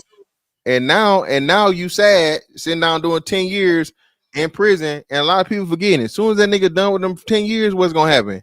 That nigga is motherfucking deported, nigga. He's gonna be banned from the United States for life. He almost got stabbed. I thought they tried to get him out though. Nigga almost fucking killed this nigga. Bro. Yeah. And Cali, see, it's rough in there. So imagine if he did. Imagine if he told, he would have been dead. On a bitch? He would have been unalive. On a bitch. Dr. Hood, hold on, Dr. Hood. If he would have told the nigga when they went to jail. Yeah, remember it was over. Remember it's now coming out saying that that the bitch, what's her name? In Kelsey, his case, I got you. Yeah, Kelsey. Yeah. And so if he had told on Kelsey, I got you. Unless this was he never would have been there in the first place. And then I don't think people are considering that because again, this nigga didn't commit the crime. So now that's a whole nother thing, Dr. Hood. So hold on. A nigga lie on me or the police get some shit wrong to say I did some shit I didn't do. Motherfucker, hell no, I didn't do it. Fuck you talking about? I ain't finna take no charge of shit I didn't do. Crazy hell. This wasn't no street shit. They was at a party. This supposed to be at a party and shit. So it wasn't like they were like moving nothing or doing it. They was at a party, whatever. And according to the story, Kelsey, but if he would have told, you know, damn if you do, damn if you don't. Could not understand that one coming out the fact is like, well, then he should have told. Then that's what he gives, trying to keep it real. Hey, definitely. Hey, that nigga wishing he told now. Well, he telling now because he said, "Hey, he's saying Kelsey did it now." Too late. It's too late. Yeah, you could have just told in the first place. Shit. But the risk and the reward, you know. This is my thing with black culture. It's very contradictory. It'll tell you don't snitch, and then we would tell Tory Lanez to snitch. Oh no! Everybody called him stupid. Even the bitches called him stupid. Like nigga, if you said she did it, you dumb as hell to not fucking say that the bitch did it directly, and then you know what I mean. Yeah, but then at the same time, black culture would have shamed if he did tell on him. I don't listen. Like how you tell on this black bro. Listen, then look at say if he gets off, he's bigger than Drake right now. Yeah, bro. Listen, I don't give a fuck. I got money. I'm out here touring. I'm whatever. Yeah. And Kish, even the better part of it, none could have happened because the bitch had immunity. So even him telling the bitch couldn't be locked up. So he got to get out of snitching free card off that alone. All he had to do was had immunity from what? Yeah, she had immunity. She had immunity. Yes. Tory Lanez, come on, man. Hey, that's why he got railroaded though. Bruh. I feel bad for him. He had a bodyguard. The bodyguard didn't show up. But he got railroaded because he allowed it, Dr. Hood. It's on him. He got railroaded. It's his stupid ass fault. I agree he got railroaded, but the part he could have played to keep himself from getting railroaded, he didn't do it. So I gotta hold him accountable. It's his fault. He's in jail because of him. You fumbled the ball. If you if you ever see this in the future, you fumbled hey, shout to Cody, nigga, you ain't even from here, nigga. We ain't. It's some real niggas in Canada, but it's few and far in between. Okay, nigga, you trying to play by fucking American rules as a Canadian? All right, nigga. Now look at you. Look at you, man. Tory Lanez, if you ever see this in the future, you fumbled the ball. That's what I'm saying. That's why I said, man. I feel bad for him, and I think Megan Thee Stallion's a lying ass bitch. But that nigga had the opportunity to say, "Hey, she did it." Them bitches got to fighting. She pulled the motherfucking gun out. She started fucking shooting. I slapped the gun out of her hand, and hey, I literally saved her life. While y'all talking about I tried to kill her, Hey, let me say this right quick, Mr. Fantastic. Black men, start putting these police on these bitches' lives that fucking with you. That eyes. Cut on all this black woman is God and Dr. Umar Johnson bullshit. Start telling on these bitches. Yeah, man, definitely put them people in her life. No ifs, ands, or buts about that. But hey, man, I appreciate you brothers for coming up, man. It was a great conversation, man. Yeah, man. Appreciate you, brother. For sure. Peace. Yep, holla. Yeah, man. Listen, end of the day, bro.